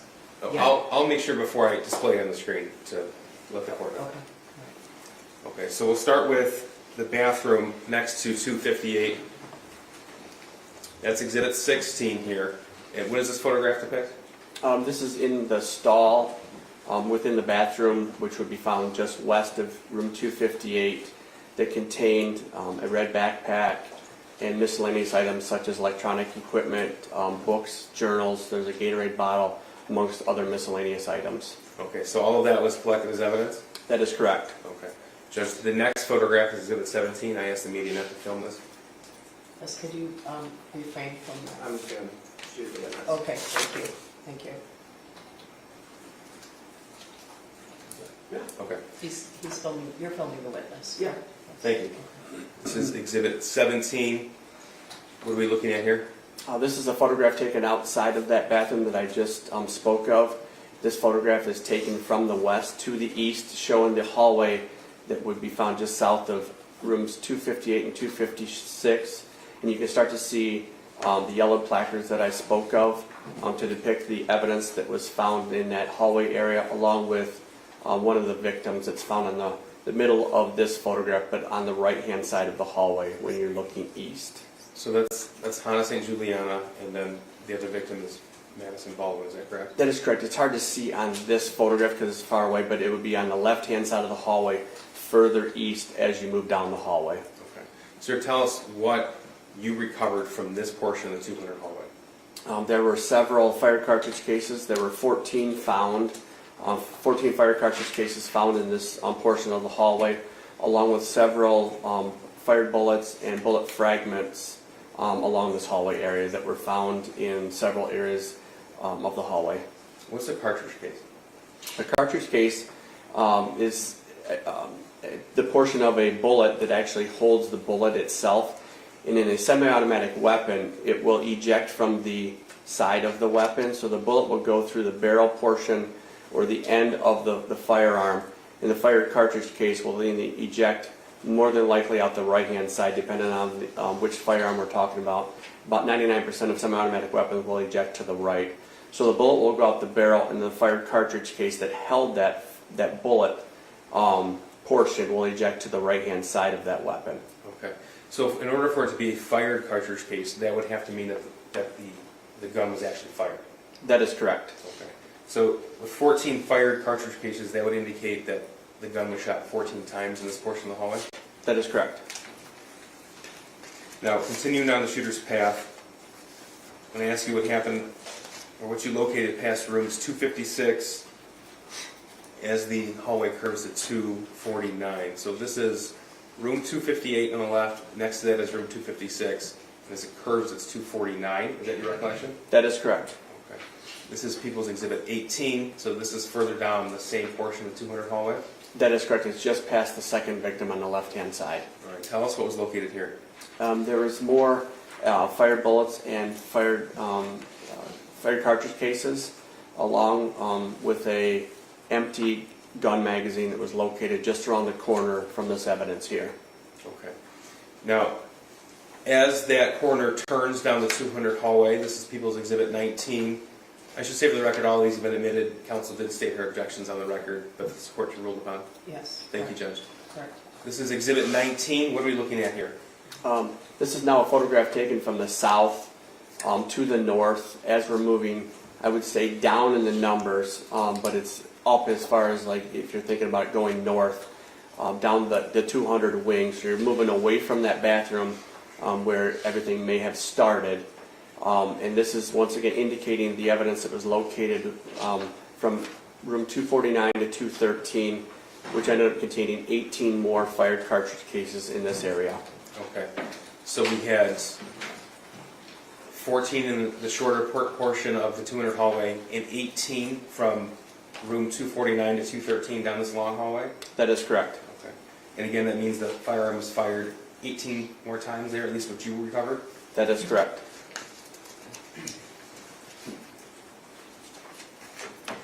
This is Exhibit 20, specifically placard 35. What's that? So placard 35 or number 35 is the firearms magazine that I spoke of that was found in the hallway there. Now, up and down this portion of the hallway specifically, did you find evidence that the shooter fired directly into classrooms as well? Yes, there were several classrooms that were found to be fired into. Okay. This is Exhibit 21, depicting classroom 247. First of all, what's that rod that we're looking at? So it's what we'll consider what we call a trajectory rod to show the path of the bullet that was fired at that location. So it's just shown for kind of demonstrative purposes that you can see where that bullet actually traveled into that room. Okay, so this indicates to us that the gun was shot directly into room 247. That is correct, right through the door trim there. This is Exhibit 22. This is depicting classroom 244. What do we see here? Once again, a trajectory rod was inserted into the window portion. It got shattered, but it still stayed intact. But you can see the trajectory rod showing where the bullet passed through the window that was fired in room 244. And this is Exhibit 12. It's room 224. What do we see here? You can see the room, the door to the room. There are 3 trajectory rods that were placed in it to show that there was 3 shots that were fired into room 224. This is Exhibit 10. This is also room 224, but with the door open.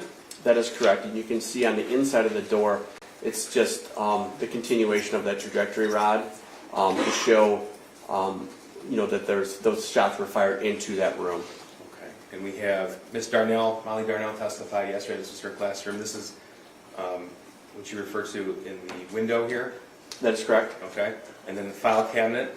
Yes, there was, I would say in the window is what we call a perforation. So one of the bullets passed through the door and then went through the window that was never found because it went out into the exterior of the school. There was what we call a ricochet that was found in the file cabinet, which is right there in the middle that the prosecutor is highlighting. There was also what we call another ricochet that hit the chair, the backing of the chair, and then eventually a fired bullet was found embedded in a book that was found on the bookshelf behind the teacher's desk. Okay, thank you. And that's room 224.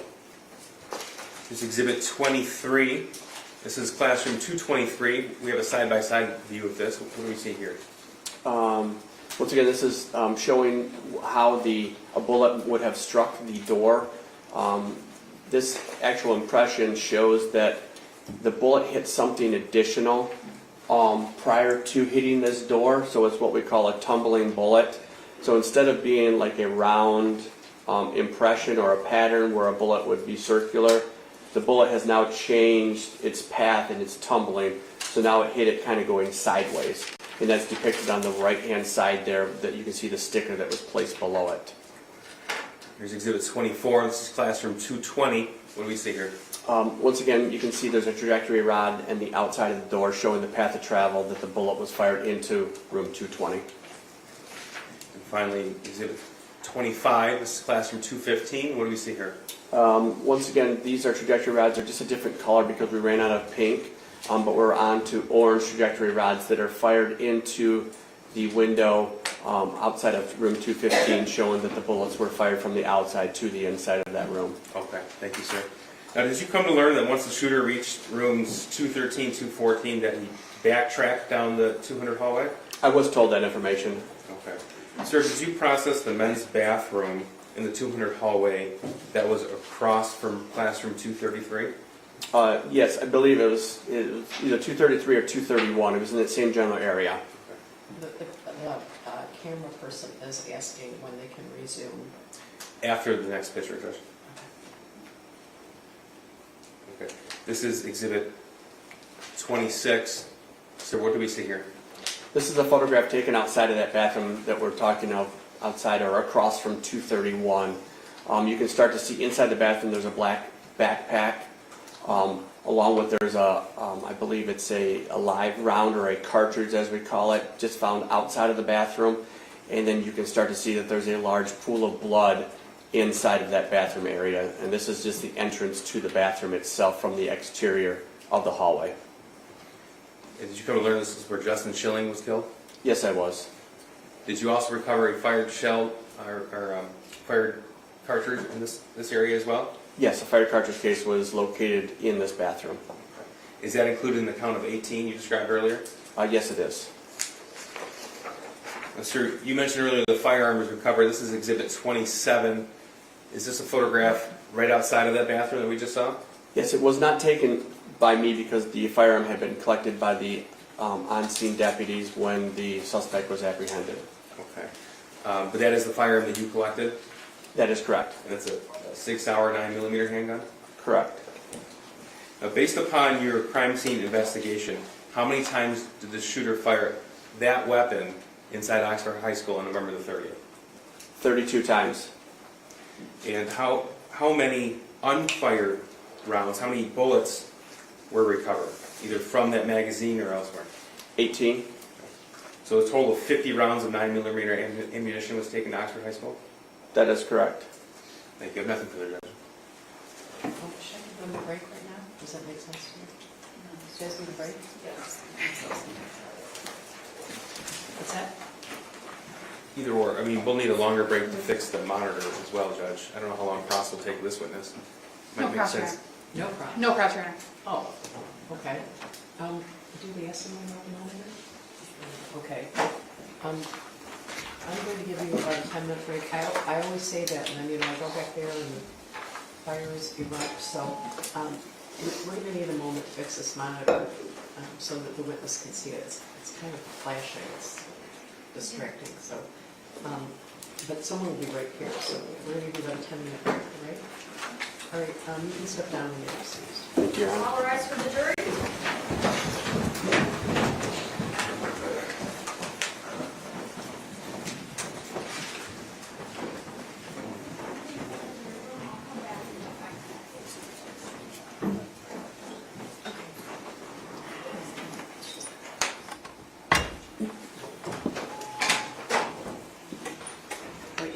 Take them down.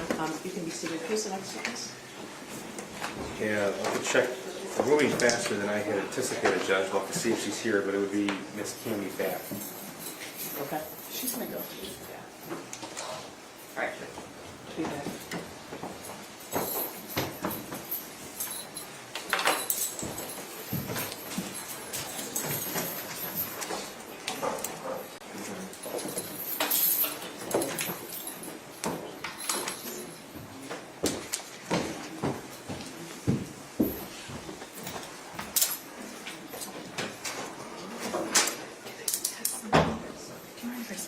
Yeah, go ahead.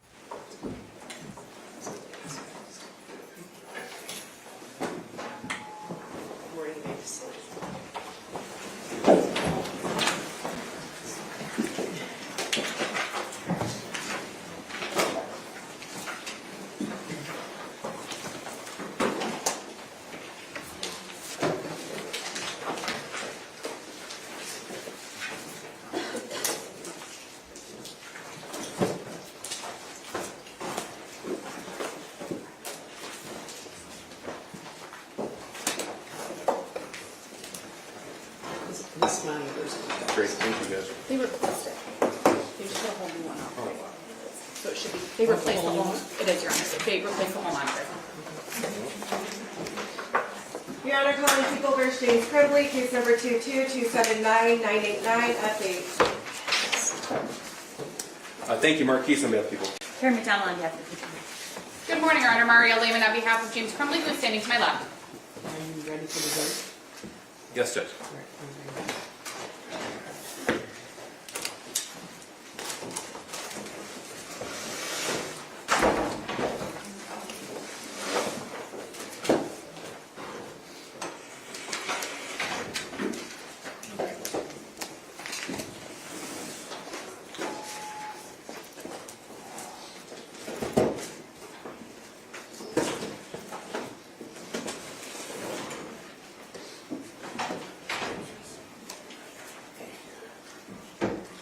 Oh, good.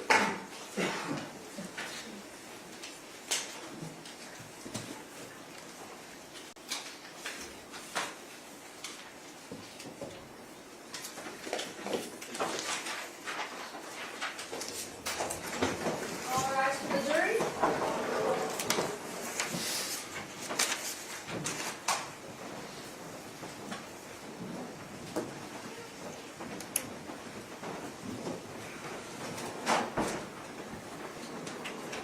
All right, we will see it. Prosecutor, who's the next witness? Ms. Cammy Batt. Good morning. Could you raise your right hand? Do you swear to affirm the testimony about the daily truth to help you God? Yes, ma'am. All right, you can be seated. And then would you state your name for the record and can you spell your first and last name? Cammy Back, Cammy Back. Go ahead, prosecutor. Thank you. Good morning. Good morning. Miss, do you work at a retail store that sells firearms? I do, Okay, and where is that located? in Oxford, Michigan. And is that store federally licensed? Yes, it is. So it'd be referred to as an FFL or federally firearms licensed dealer? Yes, And how long have you worked there? approximately 4 years. What is your duties there? What are your duties there? At this time, I am the office manager. Okay. So with the office manager, are you familiar with the process to sell from an FFL a firearm to a customer? Yes. Okay. Could you walk us through the process, please? So when a customer comes in to purchase a firearm, they have to provide us with a driver's license Why do you ask for a driver's license? for picture ID Okay. to go on record. Did you check age as well? Yes, Okay. And what age are you looking for? 21 and over. Okay. Once I take that, I give the customer the 4473, which is the application. Thank you. Okay. For the firearm. Once that is filled out with their answers, I do the NICS check, which is the background. And once I do that, it'll come back whether it's proceed, delayed, or denied.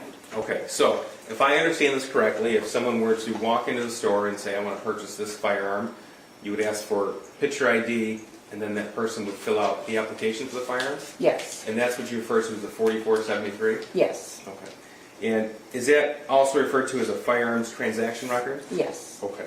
And then that person goes through, you take that information, then what do you do with it? I put all their information into the computer, into the NICS system. Okay, and that's for background purposes? Yes, sir. Okay, and then it tells you either yes or no to proceed? Yes, Okay. And then the 4473, that's provided through the ATF, Alcohol, Tobacco, and Firearms. yes, Okay. There's also a trigger lock statement that's provided as well, yes, and that's through Michigan State Police. yes. And tell me what that is, please. So once it's just a form stating, showing the customer that there is a trigger lock provided with the firearm that they are going to purchase. So they have to date and sign it, as Okay. long as we have to do it as well. Okay. And if that form has been dated and signed, and there's an indication that some kind of lock is provided, that means a lock was in fact provided for the purchase? Yes, Does your store also provide purchasers of handguns with a copy of the ATF Youth Handgun Safety Notice Act? Yes. Okay, and what is that? The Youth Act just gives the information of the do's and the don'ts with firearm around minors. Okay, and there's information posted around your store too, is that right? I'm sorry? There's information about that posted around your store as well? Yes, it is. And now, is this process that you described, is this the same process for every handgun sale in your store? Yes.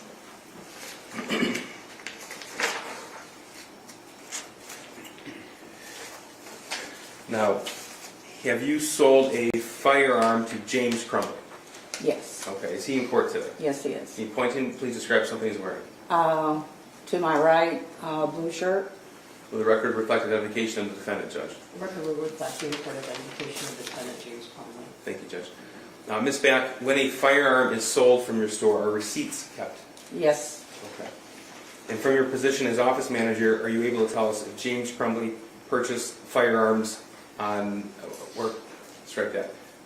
As an office manager, are you able to tell us every time that James Crumbley purchased a firearm from your store? Yes. Okay. I'd like to first direct your attention to June of 2021. Miss, you've seen receipts, pistol sales records, trigger lock statements, firearms transaction records of firearm sales from your store to James Crumbley, is that right? Yes. Okay. So I'm going to, these have been admitted. It's exhibits 29, 30, 31, 32, 33, 34, 35, and 36 for the record. Okay. And Ms. Beck, we'll go through those one by one. Sure. Okay.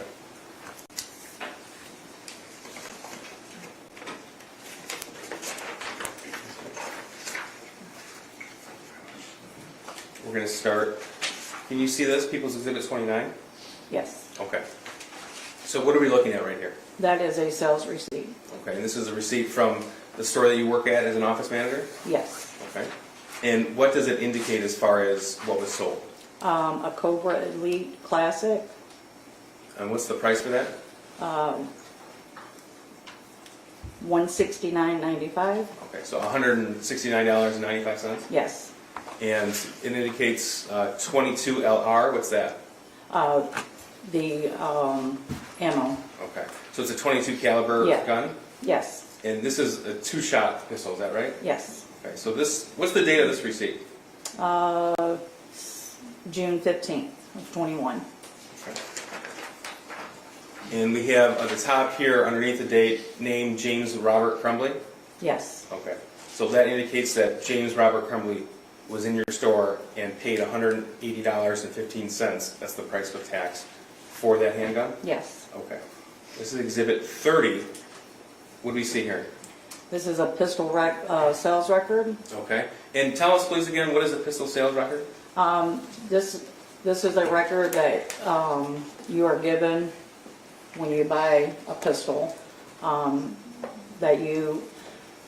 He takes his copy that has to be dropped within 10 days of the purchase, and we keep a copy. What do you mean dropped?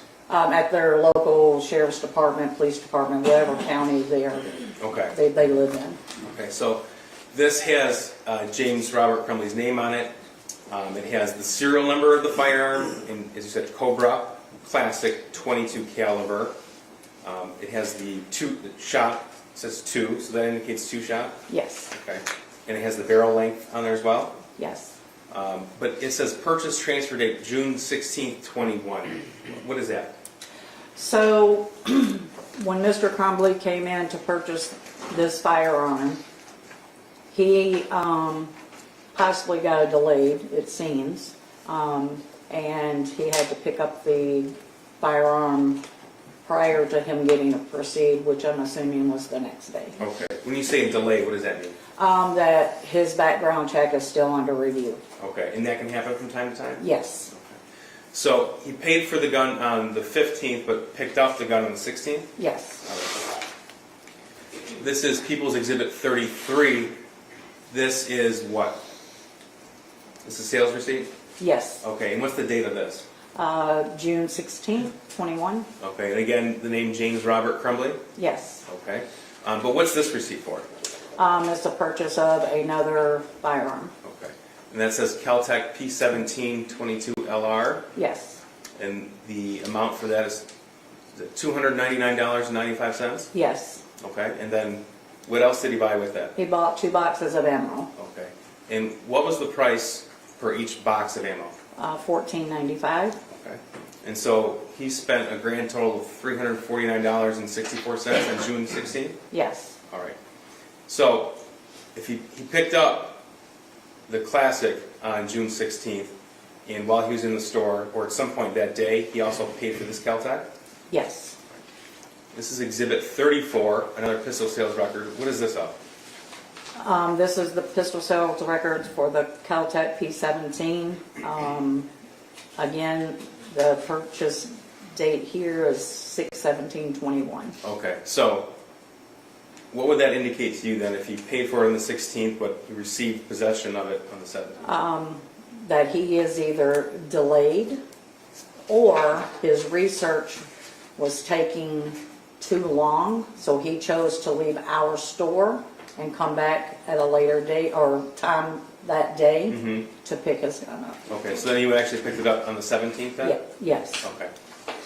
Now, I'm going to direct your attention now to November the 26th of 2021. On that day, do you recall selling a firearm to the defendant, Mr. Crumbley? Yes. This is Exhibit 37 here. What is this? That is the 6-hour SP 2022 Okay. And sales receipt. this is dated November 26, 2021? Yes. Okay. And how much did the 6-hour cost? $489.95. Okay, so with tax, he paid a total of $519.35? Yes. All right. And what is the date of when he walked out of the store with that gun? 11/26/21. Okay, so on that date, he paid for it and walked out with it the same day. Yes. Now, on these pistol sales records, we also have a box here that indicates serial number. Yes. Okay. To your knowledge, does every firearm have a unique serial number? Yes, they do. Was the defendant with anyone when he made this purchase of the 6-hour 9mm? Yes. And tell me about that, please. Mr. Crumbley had another gentleman with him, a younger guy. And when I came out of the office, him and the gentleman, he was standing at the counter, the showcase. When we say gentleman, did you come to learn who that person was? Yes, his son. Okay. He was standing at the showcase and his son was standing behind him. Okay. I approached a customer prior to Mr. Crumbley, and he directed me to go ahead and take care of Mr. Crumbley first, so I did. Mr. Crumbley asked to see the 6-hour, said he had had his eye on that for quite some time, and just because he is a familiar face to our store, I looked at him and said, you know the drill, I need your license. Took that, made copies while he was filling out his application. Okay. And once that was done, I ran him and through the NICS system for his background check. And once I finished that up, I told Mr. Crumbley, he was in research, that Chris, which is another employer, would be taking his cell over. Mr. Crumbley stated, I know it usually takes a while for my research. And him and his son walked away, went over to the holster wall. I don't recall any interaction with them once they walked away from the counter. Okay. So before you helped them, before the defendant pointed to the 9mm SIG, did he shop around at all, or did he just point to that gun? As I came out of the office, they were right at the showcase with that gun. Okay. That was the only one he picked out. Now, for this gun, the 6-hour, did he pay with cash or credit card? I did not finish the transaction, but through what I saw, observed from the office side of it. Sure. As your role as an office manager, were you able to tell us? Yes, it was Okay. cash, Okay. And how were you able to make that determination? through receipts. Okay.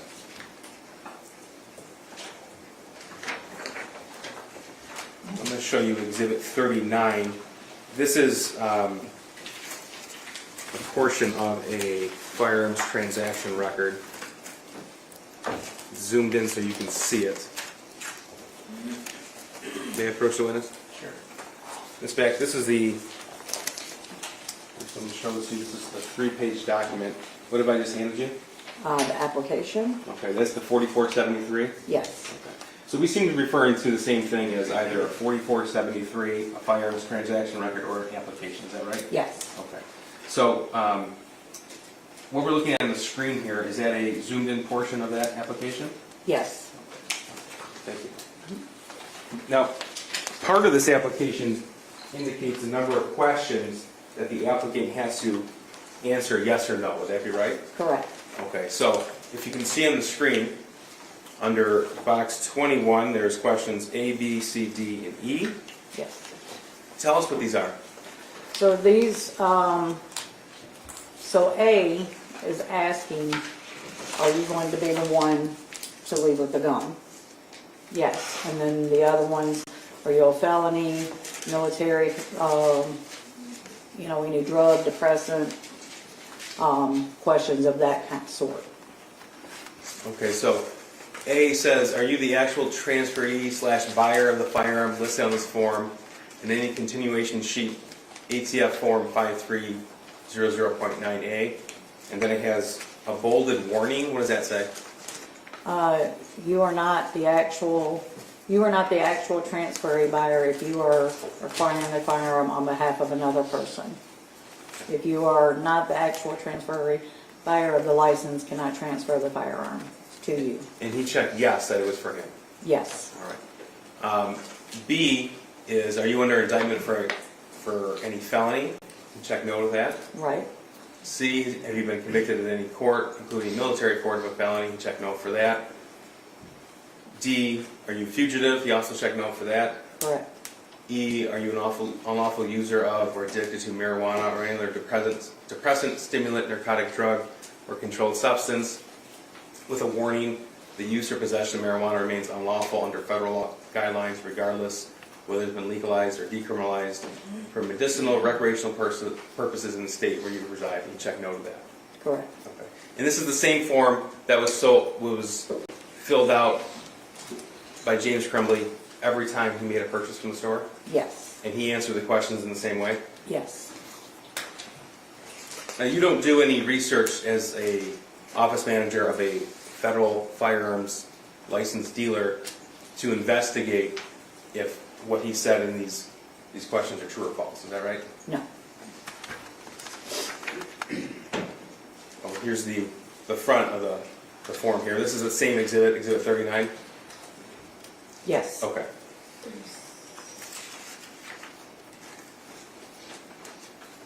Now, did the 6-hour come in a plastic case? yes it did.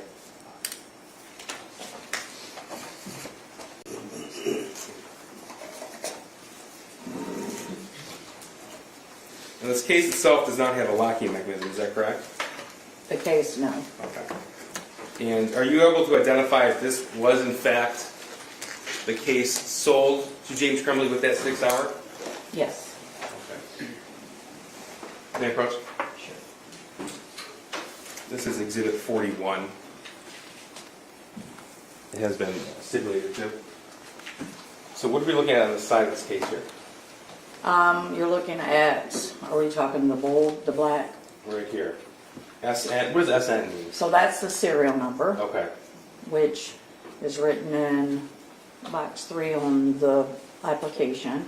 Okay. But I can also identify it as to the stock number that I put on each box when a firearm comes in. So 21-106-20 matches up to the box. Okay, so you can be sure that this is in fact the case that the gun was sold? Yes, So you mentioned that this case itself doesn't have its own locking mechanism. no, When you sold the gun to James Crumbley on November the 26th, did he fill out the trigger lock statement? he did, And did you as well? I did, Okay. And in that trigger lock statement, did you indicate that a lock had been provided to Yes. Mr. Crumbley? yes, So first, I'm going to open this up because I have gloves on. Sure. And show the jury.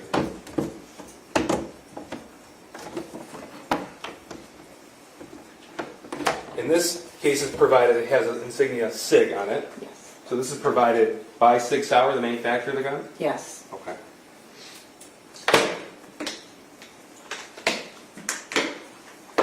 What kind of lock was provided to Mr. Crumbley on November the 26th? Cable lock? Okay. And was that cable lock in fact provided to your store from Sig Sauer? Yes.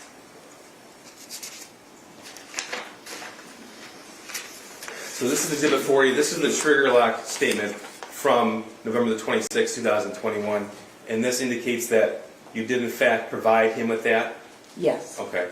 And it says, or a gun case or storage container that can be secured to prevent unauthorized access. So this doesn't have a locking mechanism on it, correct? It does not. Okay. So I want to show you now Exhibit 97.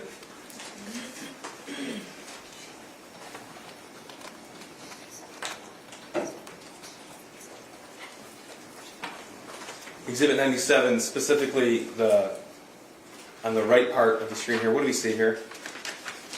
You see the child handguard safety, the cable lock, and the 2 clips. And when you say the cable lock, was this cable lock and that pamphlet provided with James Crumbley when he bought the 6 Sauer on November the 26th? Yes. Okay.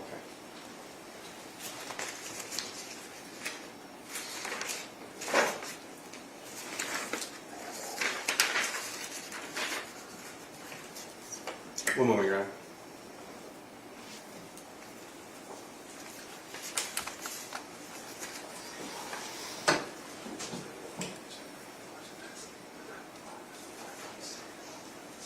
Oh, thank you. I don't know if I asked you or not, but this is the type of lock that was provided by Sig Sauer at the time this firearm was sold? Yes. Okay, thank you. Nothing further. Yes, Your Honor, thank you. Good afternoon, Ms. Beck. Hi. We know that you were working on November 26th of 2021. Yes. You were involved in the sale of the 6 Sauer 9mm to James Crumbley. Yes. In fact, you just testified about the beginning of that sale, correct? Yes. That you came out of the office, Yes. that you approached a different customer, Yes. then you approached Mr. Crumbley, Yes. who was standing at the counter. Yes. You testified that Mr. Crumbley knew which firearm he wanted. Yes. You recall that you had some conversation with Mr. Crumbley, I did not have a conversation with him. standing at the counter. I approached him and asked if he need help. And did you converse with him? Did you talk with him at all? No, I did not. You asked Mr. Crumbley which firearm he wanted to purchase? Or if he I asked- wanted to see anything? I asked if he need help, and he said, yes, I want to see that. And he indicated that, you indicated that you recognized Mr. Crumbley from prior purchases, correct? Yes. So you knew he'd been to the store before. Right. He knew which handgun he wanted, and he indicated to you that it was based on prior visits, if you recall. No. He said he had his eye on that gun for a while, so that means he could have been in the shop looking at it, could have been online looking at it. I don't know, I didn't inquire that. You testified previously in this case? Yes. Specifically, you testified on February 24th of 2022. Yes. Do you recall your testimony on that day? Yes. Would it help to refresh your recollection to know exactly what you testified on that day as it relates to this question? Sure. Page 94. Lines 3 through 6. May I approach, Your Honor? Thank you. You can review the highlighted lines. You can look before and after if you'd like as well, and just look up when you're done reviewing it, please. Is this what I'm saying? Correct.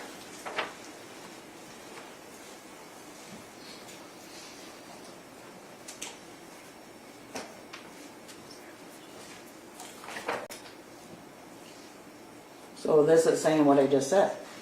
May I approach? Sure. Thank you.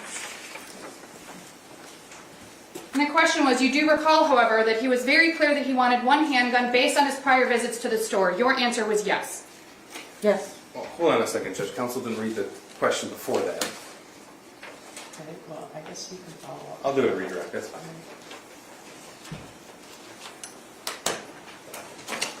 There was also some discussion, if you recall, you testified that Mr. Crumbley said, you testified on February 24th of 2022 that Mr. Crumbley said he had his eye on that firearm for a few days, if you recall. He didn't say a few days, he said quite some time. Your testimony was that he said that he had his eye on it for a few days, if you recall that testimony. Which page, Council? Yes, page 88, Thank you. specifically lines 3 through 4. Thank you.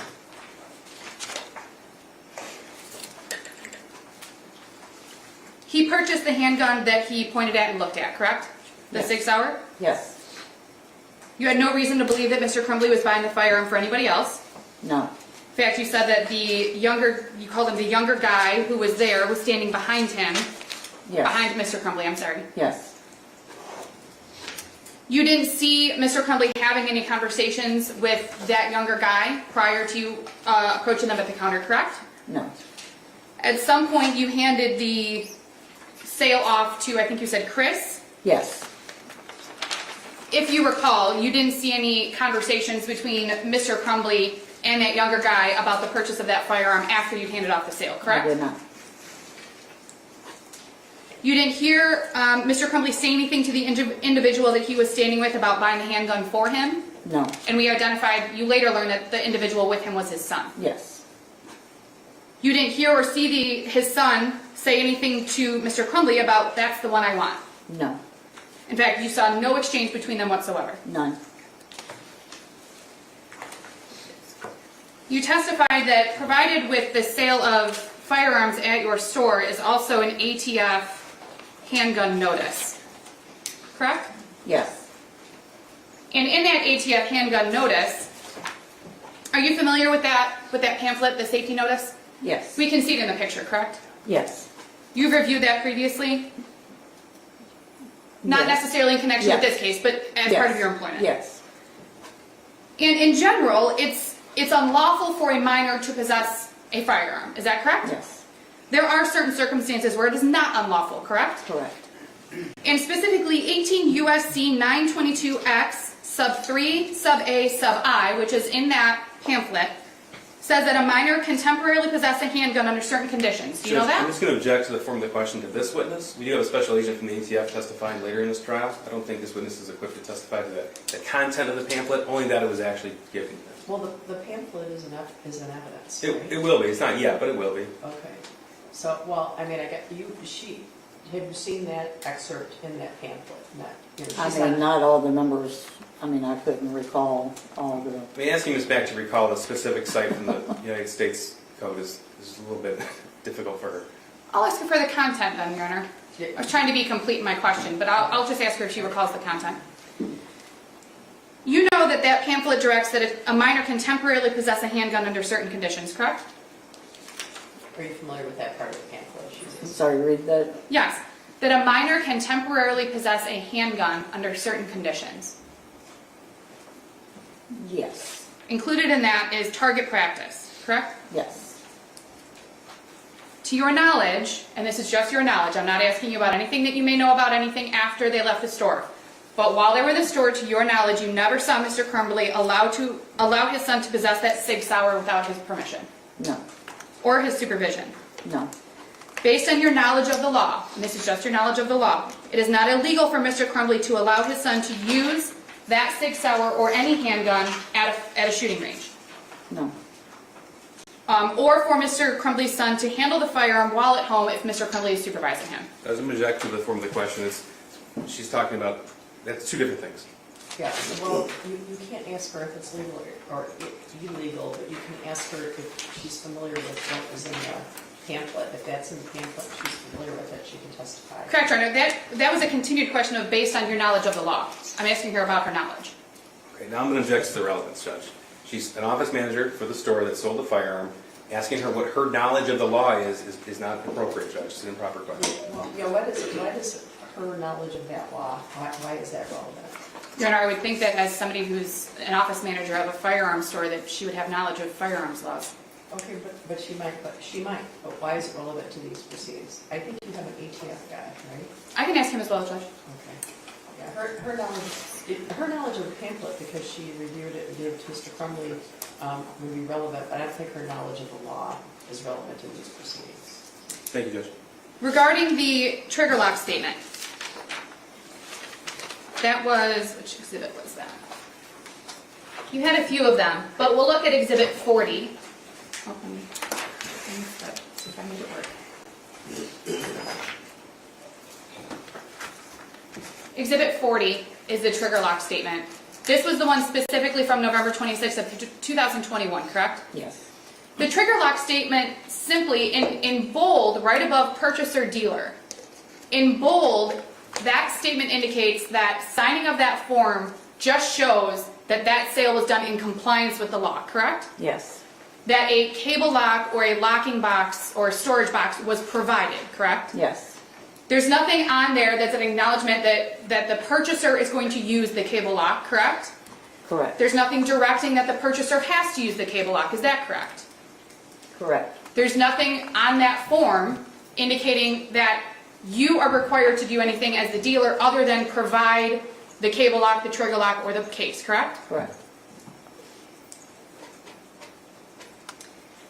In fact, in November of 2021, there were no laws governing whether somebody had to use a cable lock or a case or a safe or anything like that, if you know.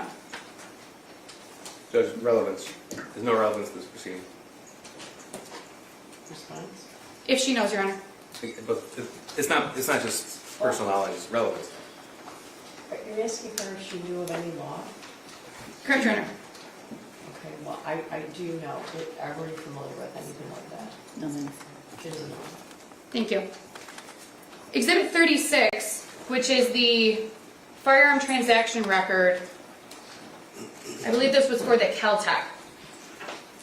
You indicated on direct examination that Mr. Crumbley did not receive the firearm the same day that he purchased the firearm, the Caltech.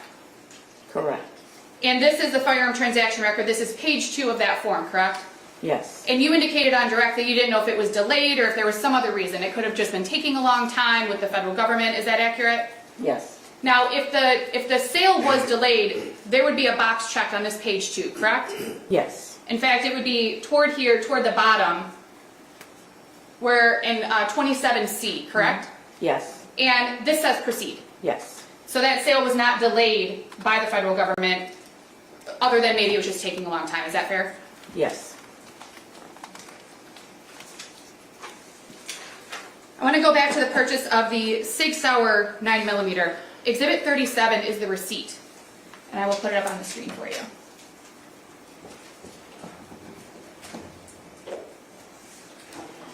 This is the receipt of the Sig Sauer purchase on November 26th of 2021, correct? Yes. And on there we see that the firearm is listed. It says 1 Sig Sauer SP2 2022. Yes. There's a serial number, SN/, and then it has numbers and letters. Yes. Has a price, Yes. Mr. Crumbley's contact information, Yes. his driver's license, Yes. shows it was paid, correct? Yes. Mr. Crumbley's signature, the Yes. stock number, Yes. the tax amount. Yes. There's no ammunition listed, correct? I'm sorry? There's no ammunition listed, correct? Correct. To your knowledge, James Crumbley did not purchase ammunition with the Sig Sauer on November 26th of 2021, correct? If he had, you would have had a receipt for it at your store, correct? Yes. I have no further questions, Your Honor. Briefly, thank you. This back, if the defendant's son would have walked in with the defendant and pointed at that 9mm and said, "Hey, Dad, that's the one I want," would you have sold it to him? No. Okay. And in fact, in your store, there's information posted that says, "Don't buy for somebody else." Correct. Okay. Now that the trigger lock statement, that is to ensure that the firearm dealer provides the tool to make it safe to the buyer of the gun. Is that right? Yes. Whose responsibility it is to actually make the gun safe? The buyer. Thank you. Nothing further. All right, I'm going to allow you to step down and you're excused. Thank you. Thank you. Your lunches are here. And to the time to stop, can I ask you to come back at 1 o'clock? Is 1 o'clock okay? Enough time? All right, please do not discuss the case with each other or anyone else. Be careful who you come into contact within the courthouse. Don't look at any kind of media, social media, newspapers, don't do any research, don't text or Google without the case, all right? All right, we'll see you back at 1 o'clock. All rise for the jury.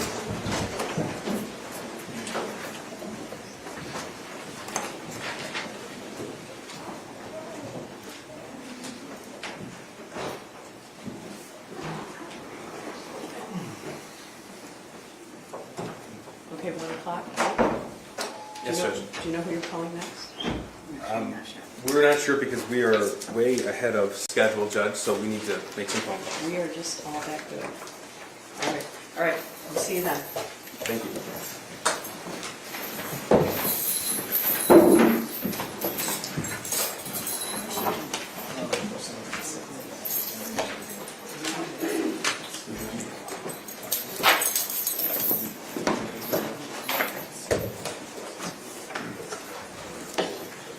We might as well take it.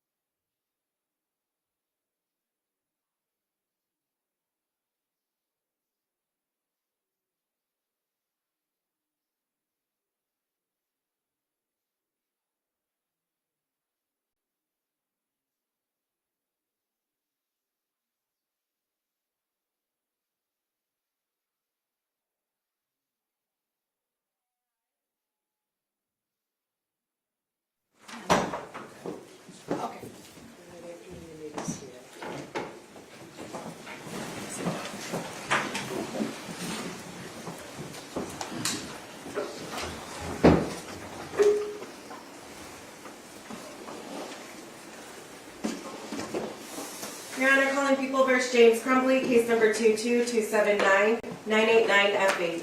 Thank you, Mark. Case on behalf of people. Karen McDonald on behalf of people. Good afternoon, Your Honor. Marielle Lehman on behalf of James Crumbley, who is standing to my left. Ready for the jury? Yes, Judge. Who's the next witness? Yeah, you told me that yesterday. Detective Joe Bryan, Judge.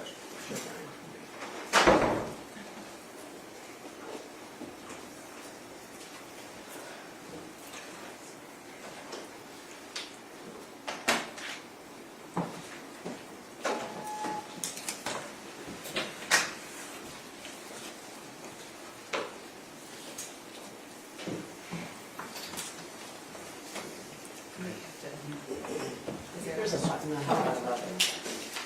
That's over here. On this side.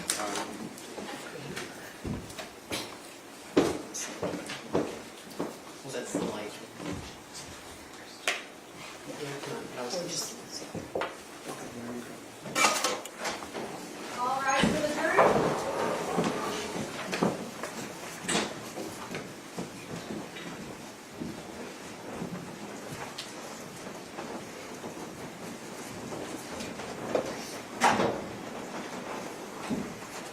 All right, you may be seated. Next witness, Kristy. Detective Sergeant Joe Bryan, Judge.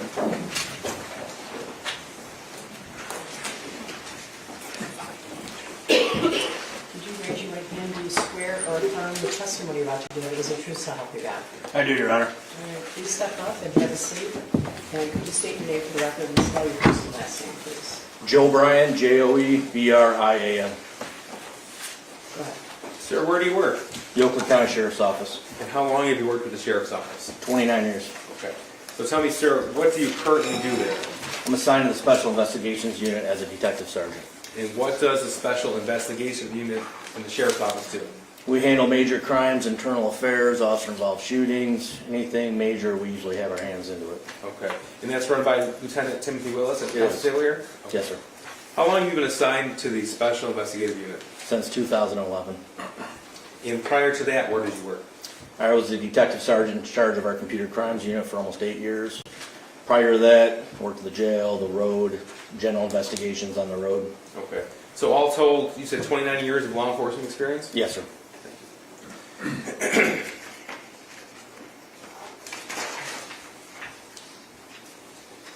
Sir, I'd like to direct your attention to November the 30th of 2021.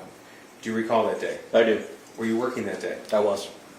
Were you made aware of the shooting at Oxford High School? I was. Do you recall how you were made aware of that? My supervisor, Lieutenant Willis, called me on the phone. And did you respond to the school? Eventually, I was heading that way, then I got diverted. And tell me what happened. Lieutenant Willis called me and asked if I would go to the Oxford substation to attempt some interviews. Okay. And we say attempt some interviews. Interviews of who? The shooter, the responsible. Okay, so the shooter was arrested at the Oxford High School on November the 30th and taken to where? The Oxford substation.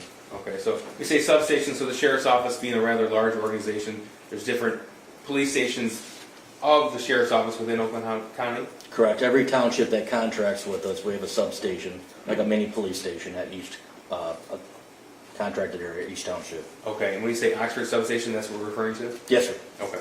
So you were made aware that the shooter was transported to that location? Correct. And you were sent there to do what? Attempt to interview him. Okay. And did you speak with the shooter? I did. Okay. Did you learn his parents' identities? I did. Okay. And what did you do with that information? I called his dad Okay. and asked him to respond to the substation to talk to them. Is his dad in court today? Yes. Can you point to him and describe something he's wearing today? And he's sitting at the defense table and he has the headphones with the little white muffs on them. You got a record reflect identification? The record will reflect the in-court identification of the defendant. Okay, so we had testimony from Edward Wagrowski regarding location data earlier today and yesterday that showed that James Crumbley arrived at the substation about 1:58 p.m. on November the 30th. Is that consistent with your memory? Yes, sir. Okay.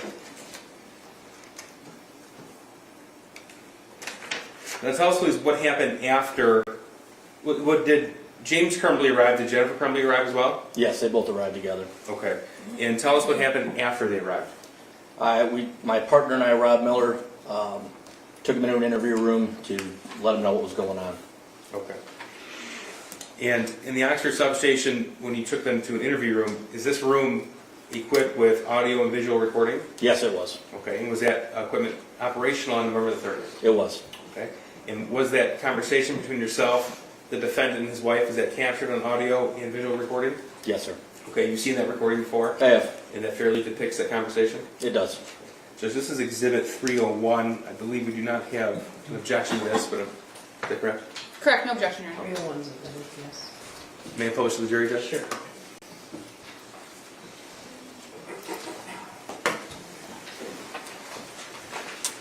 So as we wait for the...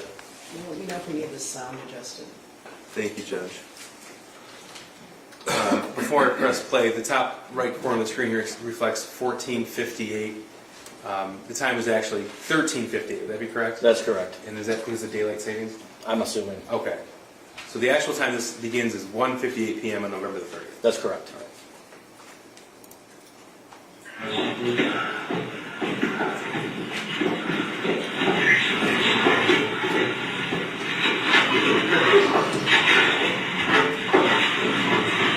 So before you start, just identify everybody who you see here.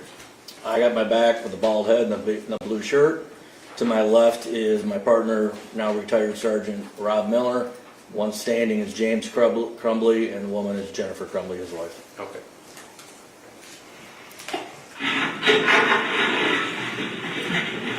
We have Ethan with us.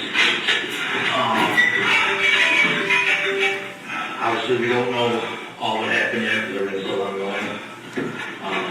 It's our understanding he wasn't involved in a school shooting. He was the one who did everything.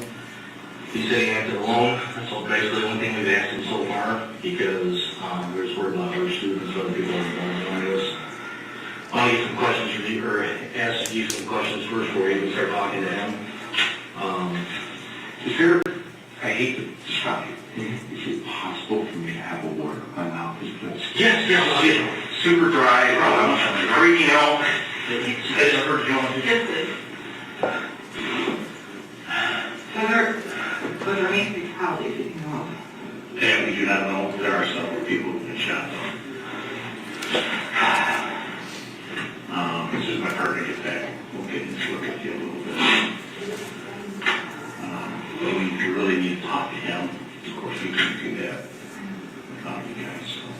We were just there this morning. That's what I understand.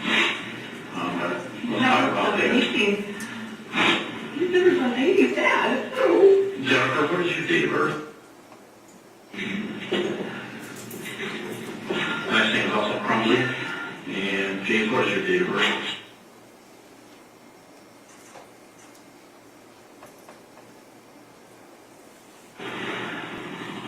Thank you. Just going to pause it for a second, just for where it was redacted because personal information was being discussed? That's correct. Okay. Personal identifying information. Yes, sir. We're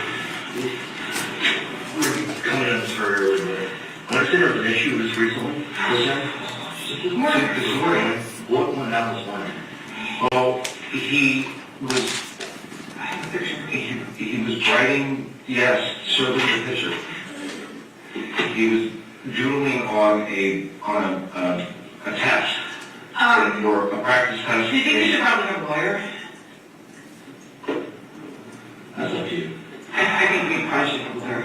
I think we can speak I know. to the cops. And It just, we'll Probably and here's our perspective right now. This thing is still very, very fresh. right. All right, people are still on their way to the hospital and such. We need to know what his state of mind is. Is there explosive devices anywhere? Is there other guns anywhere? Did he hide guns, ammunition, explosive devices? Are there any other victims? We need to know these things quite rapidly. I was in town. I saw all you guys go to, I don't care about it. When I see five, I start concerned.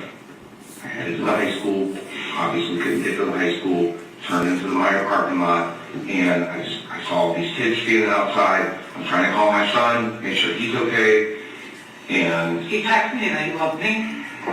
he texted you that. And somebody said that there was an active shooter. 35 minutes before he called me, but I was freaked out I was because down of to the school. the situation. He was drawing that on the paper and the counselor called us down. So really, can you make a figure? I don't know. What did the text say?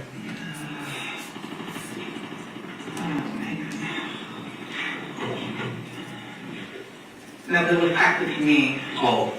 from the counselor.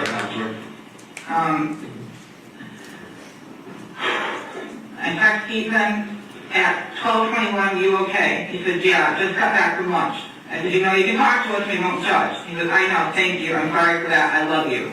I said, I love you too. And then, you okay? And hear back. And then, he told me about what's going on, and I freaked out when I drove here from work.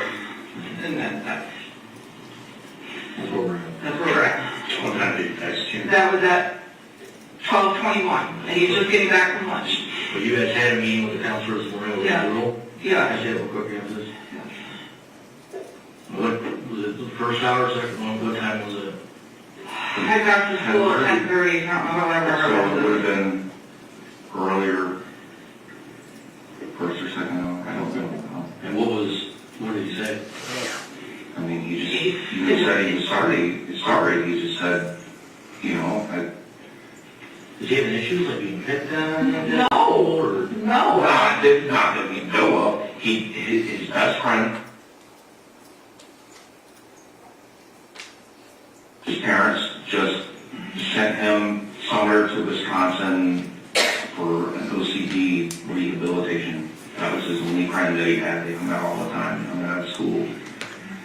Our dog, our Great Pyrenees, just passed away a couple months ago. My mom died back in April.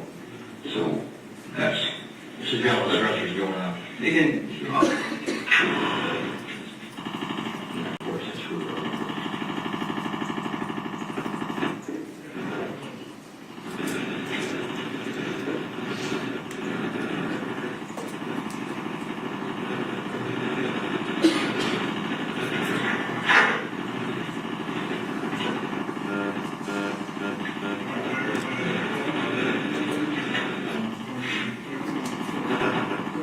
Did you guys go over this with them, like, what is that, with the, like, rules? Anybody ask them, like, what the... No, the counselor just... The counselor said, you know, there's no... I didn't even, honestly, I didn't even, like, think about that, but... I mean, it's Ethan, Ethan's like, he's a perfect kid, like, he doesn't do anything, he doesn't get in trouble at school, he doesn't, That's how... As your gun? What kind of gun is it? It's a 6-liter gun. Where was the gun at? It was hidden in in the case. And the bullets were hidden in a completely different spot. Underneath some jeans. I raced home. And you saw the cops? After I saw the cops, after I found I was an active shooter, after what went on this morning, I immediately raced home and found the gun in his hand. That's when I called you guys. I called you guys right away and let you know. Where, how far away is your guys' house from the high school? Take right We live on the street. I don't know that. He walked to and from school. It's really right in the village.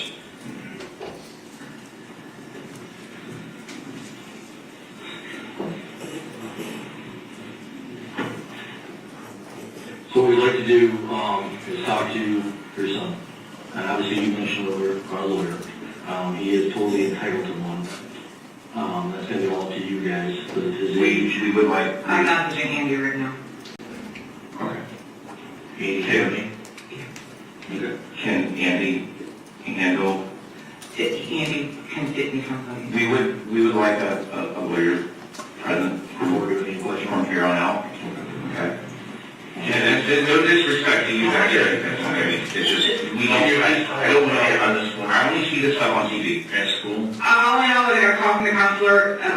that he texted me, and we went down there, and That's all that was about. that's all it was about. And he didn't seem worried about it, and he said he was more than welcome to stay at school, or he could go home, and I really wish we Would have taken could go home.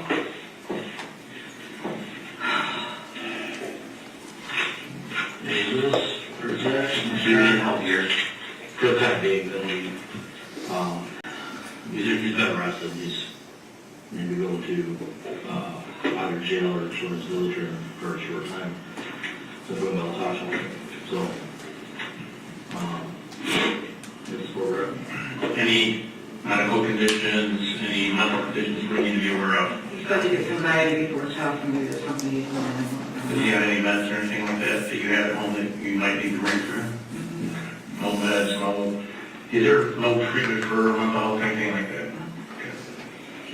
Give me 1 second, I'm going to time it for him, there's a lot of stuff we have to ask him, as far as just like waiting on that kind of stuff, but one of you guys can go in with us. Yeah, I'm going to come around. Alright, Just give me 1 minute to go to the form, I'll be right back.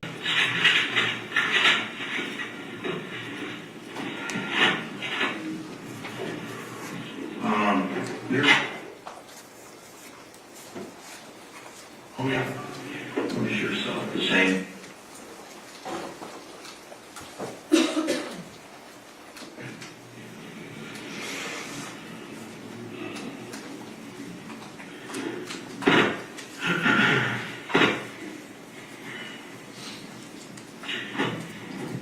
Any trouble with him with law or anything?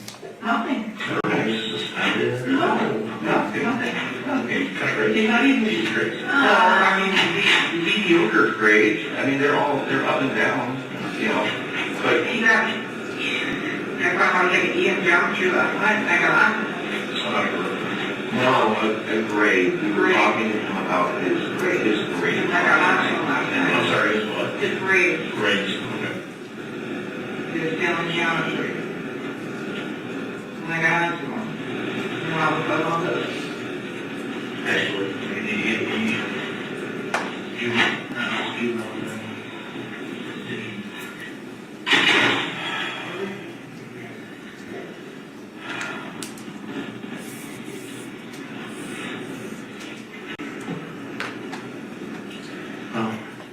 he's going to be safe, okay? He's not hurt at all. I think it's going to get worse for us, but at this point right now, it's all pretty fresh. We don't know. Say how many people are hurt, if anybody has died, we don't know. At this point.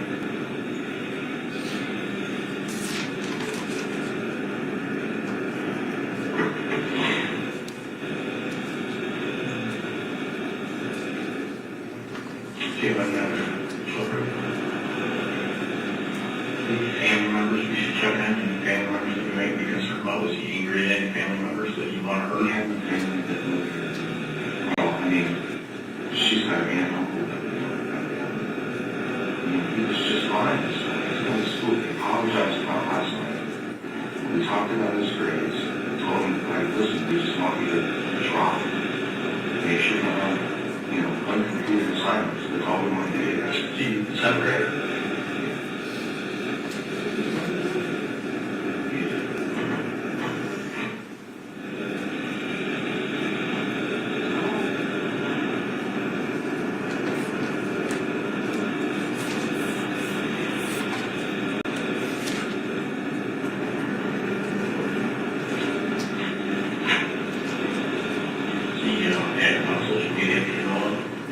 Not Facebook, Instagram. Yes, something. No.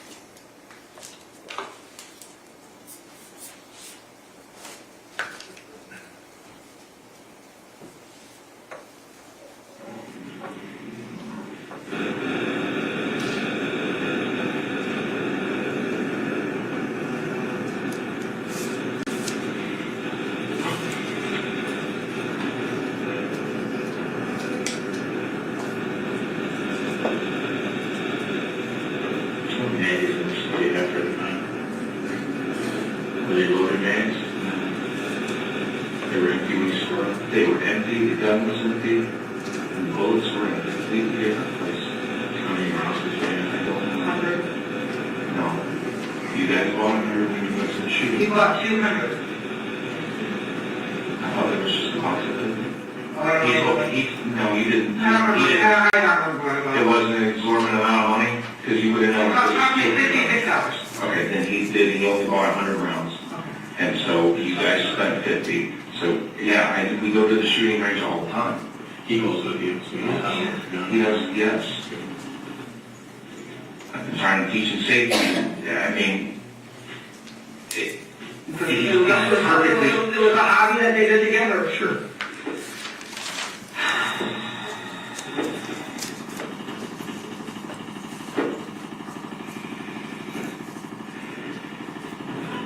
Still not gonna release this thing on there. he's a juvenile, they won't do that. Hmm? No, they will not. He's a juvenile, they won't release his name.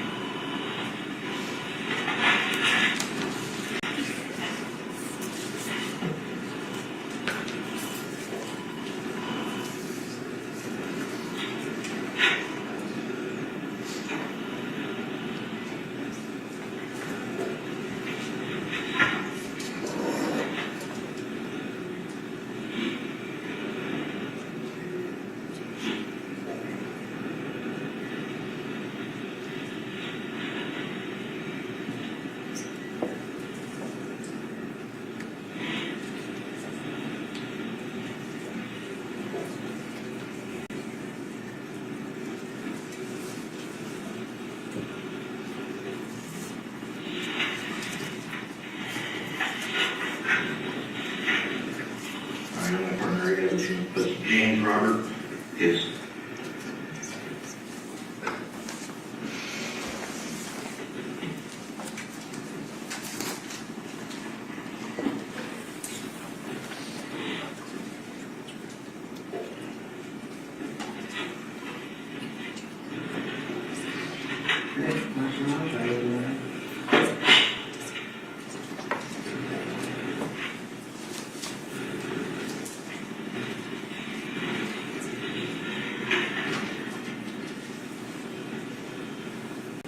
Jennifer, what's your number?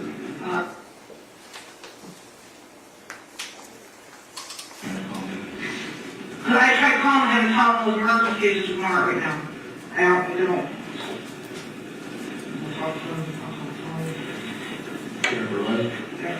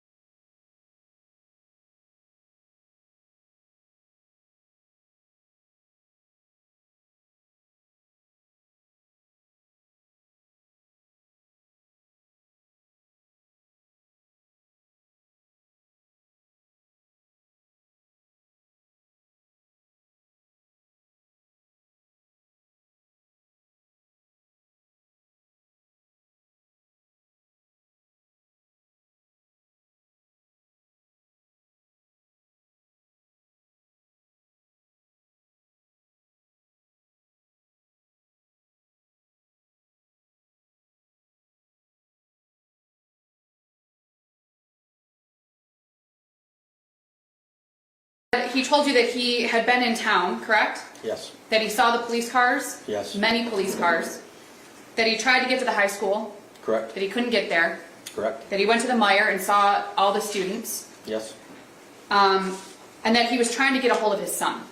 yes, And he specifically said he was trying to get a hold of his son to see if his son was okay. correct, He then at some point told his wife about what happened at the school, the shooting that happened at the school. yes, At about 5 minutes and 18 seconds of the interview, James was very clear that they didn't have issues with their son. yes. That he didn't believe that they had been having issues with their son. Is that fair to That's what he say? said, yes, ma'am. He talked about the fact that his friend had been sent away. Yes, And let me clarify. James talked about the fact that his son's friend had been sent away. yes, I know what you're saying. Okay. And that their dog died. Yes, James's mother passed away that April. yes, At 6 minutes and 24 seconds, you were looking at the math homework on Jennifer Crumbley's phone, and I believe it was you that said, did anyone ask him about this? I believe the specifically the bullets, the bullet holes. Correct. Yes, that's what you're referring to. Yes, I am. Yes. And I was going to say that. And I was going to say Oh. specifically the bullet holes, or what appear to be bullet holes, on the figure that's drawn on the math homework. Yes, ma'am. And Jennifer responded no. Right. And then she kind of talked about the counselor, and there was a brief discussion about the counselor, and you wouldn't know what happened with the counselor, correct? I do not. Okay. At 6 minutes and 35 seconds, there was a statement that their son was a perfect kid. Yes, In their eyes, he was a perfect kid. that's what they said. At 6 minutes and 45 seconds, James told you that he had a 6-hour handgun. Yes, That was, at 6 minutes and 50 seconds, he said that it was hidden in an armoire in a case. correct. At 6 minutes and 58 seconds, and these are approximate timestamps, I'm not holding you to them, I Detective. really appreciate it. 6 minutes and 58 seconds, that the bullets were hidden in a different spot under jeans, he says. Yes, ma'am.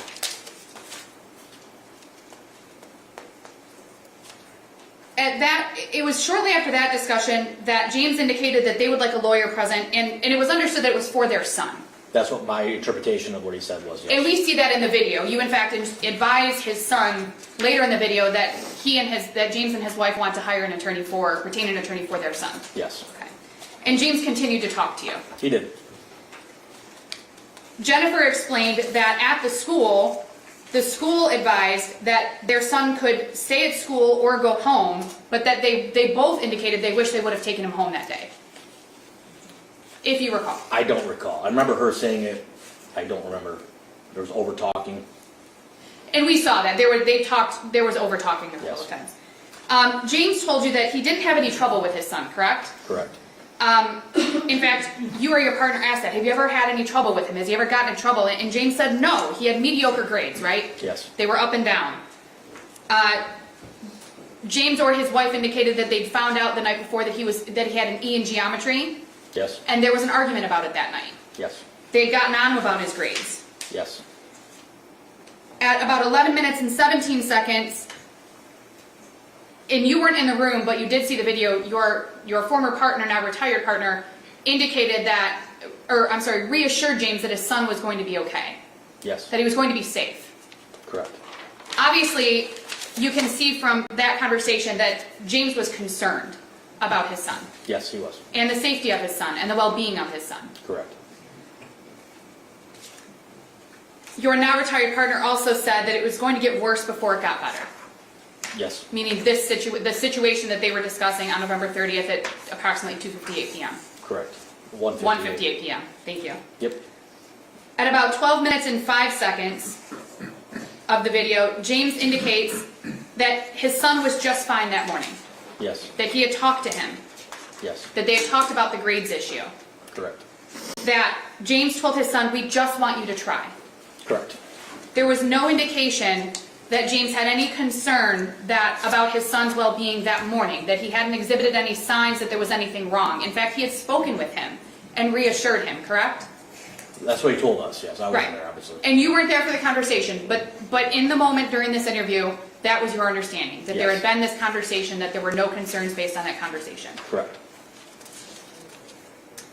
At about 12 minutes and 48 seconds, either you or your partner asked if James's son was active on social media, and he said no. Correct. Um, Yes. They, like, on Facebook, but she jumped in and said Instagram, I think. Correct. So James's wife was aware that their son was active on social media or Instagram, but James clearly was not aware of that. I don't remember. Okay. At approximately 13 minutes and 45 seconds, and there was some over talking, but there was a discussion about empty magazines. Yes. And specifically, either yourself or your partner asked if how many magazines there were in the house. Yes. And the magazines were referring to the magazines that go into the firearm. That's correct. Which is what holds the bullets. Yes, ma'am. And James indicated that there were 3 magazines, Yes.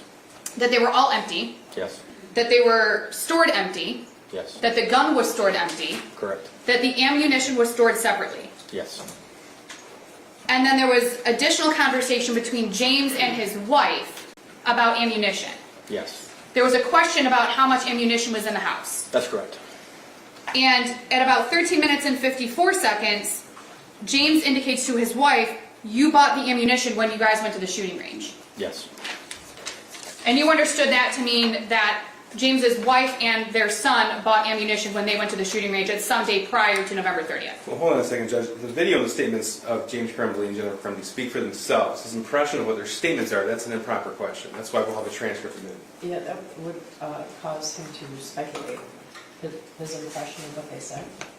Is that true? What they meant. What he understood, that the statement, you bought them when you went to the gun range, what that meant. I mean, I think it's pretty clear, but I can move on. It's the video. It's a video, Judge. There was, Jennifer Crumbley also indicated that going to the gun range was a hobby that James and his son did together. Yes. At about 17 minutes and 32 seconds, James and his wife, yourself, and your partner leave that first interview room, and this is, and walk into the second interview room where their son is handcuffed to the wall. Yes. You advised their son that James and his wife wanted to retain him an attorney. At 19 minutes, it was a fairly short interaction from what we can see on the video, correct? Extremely. And at 19 minutes and 2 seconds, as James and his wife are leaving, James repeatedly tells his son that he loves him. Yes, he does. And he says it over and over. I think I counted 4 or 5 times. Yes. At 19 minutes and 18 seconds of the video, we switch back to the first interview room where James and Jennifer, yourself and your partner, are walking into that room. And James enters the room, and you can see on the video, he's obviously crying. Correct. Very loudly. Yes. It could be described as sobbing. One could characterize it as that. Yes, ma'am. He's clearly incredibly emotional. Yes.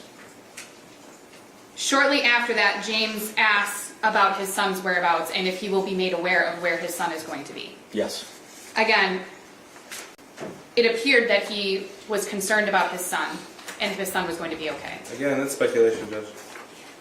Well, his statements speak for themselves. I don't think he needs to be interpreting them. That he's speculating. You've done many police interviews I have. in your career. You've been a law enforcement officer for 29 years. Yes, ma'am. You've been a detective for much of that 29 years. Yes, ma'am.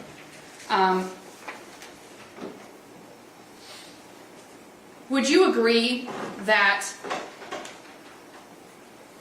James learning that his son was the shooter appeared to be very unexpected to him? Objection to that question, obviously, Judge. That is blanket speculation. Yeah, then he's trying to speculate about how your client was feeling, right? I mean, That is a clearly improper question. Yeah, that's system. Thank you, Judge. No further questions, Your Honor. Real quick, Sergeant, let's talk about what James Crumbley didn't tell you. He never told you that he bought the murder weapon 4 days ago, did he? He did not. He never said he bought the murder weapon 4 days ago as a gift for his son. He did not. He never told you the gun was ever locked up, did he? He did not. He never told you the counselor told James and Jennifer Crumbley to take their son home that day, did he? No, he did not. Okay, in fact, he referred to it as doodling on the paper, right? Correct. He never actually mentioned that he actually had another son, too. No. In that portion of the video where he said, I love you, I love you, I love you, what was his son doing at that time? Trying to talk to his mom. Okay, and his son was actually saying, I did it at that point. He did. So James was yelling, I love you, I love you, I love you, louder, louder, and louder, over his son. Your Honor, I don't know what the implication is that the prosecution is trying to make, but I don't think that's even a proper question. Counsel clearly tried to paint a picture that he was saying, I love you to his son, and the video depicts something else, so I would like some context. Okay, Your Honor, well, I think- whether or not he was trying to talk over his son is up to the jury That's to fine. determine. He's able to say, was he saying it at the same contemporaneous with his son saying, I did it, and in his opinion, did it get louder? But why he was saying it is up to the jury. That's fair, Judge, thank you. Did he say it at the same time his son was confessing to a crime? He was. Okay, and did his voice elevate, get louder? It did. Okay. Now, they didn't retain him an attorney, though, did they? Not that I have no knowledge of, no. They Okay. did not. And James Crumbley actually did say to stop questioning, too. Yes. Okay, thank you. Nothing further. Anything? No, Your Honor. You can step down in your excuse. All right, thank you, Your Honor. Who's next witness? Miss Gibson-Marshall, she's in the hallway.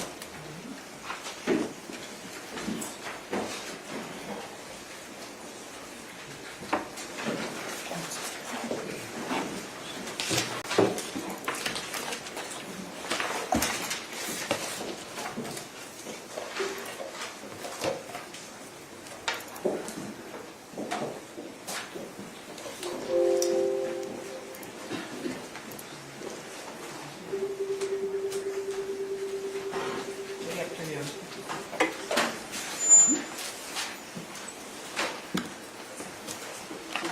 Could you raise your hand? Do you swear or affirm the testimony you're about to give is the truth so help you God? Yes. Right, you may be seated. And then could you tell us your first and last name and spell your first and last name for the record? Kristy Gibson-Marshall, KRISTYGIBSON-MARSHALL. Go ahead. Good afternoon, Kristy. Hello. It's okay if I call you Kristy, right? Of course, All yes. right. Kristy, can you tell the jury what your job is? I'm an assistant principal at Oxford High School. Okay. And how long have you been in administration? Just in administration. Yes. Oh my heavens. 20 years? And did you do something else before that? I was a teacher prior to that. And where were you teaching? Oxford High School and Oxford Elementary, Oxford Intermediate School. Have you ever taught anywhere except in the Oxford School District? No. All right. And so a grand total of how many years so far? 29 years. All right. Kristy, in all of those 29 years, had you ever experienced an active shooter situation No. until November 30th? Correct. You had not? No, I have not. Okay. What kind of training had you received in an active shooting situation before November 30th? We have our Analyst training, which is alert, lockdown, inform, communicate, evacuate. Okay, and about how many years have you received that training? I started getting it in the elementary. I'm going to object to the relevance of how long they've been receiving the training. I'm laying foundations because I'm going to ask her later what she did, and I'm just laying a foundation on her. Yeah, I'll allow it. Yeah. Thank you. How many years had you been trained in that? I started that training in the elementary school, so probably close to 10 years. Okay, and when you receive that training, does everybody receive it, just administrators? Or does it include students, teachers? It includes students and teachers, Okay. yes.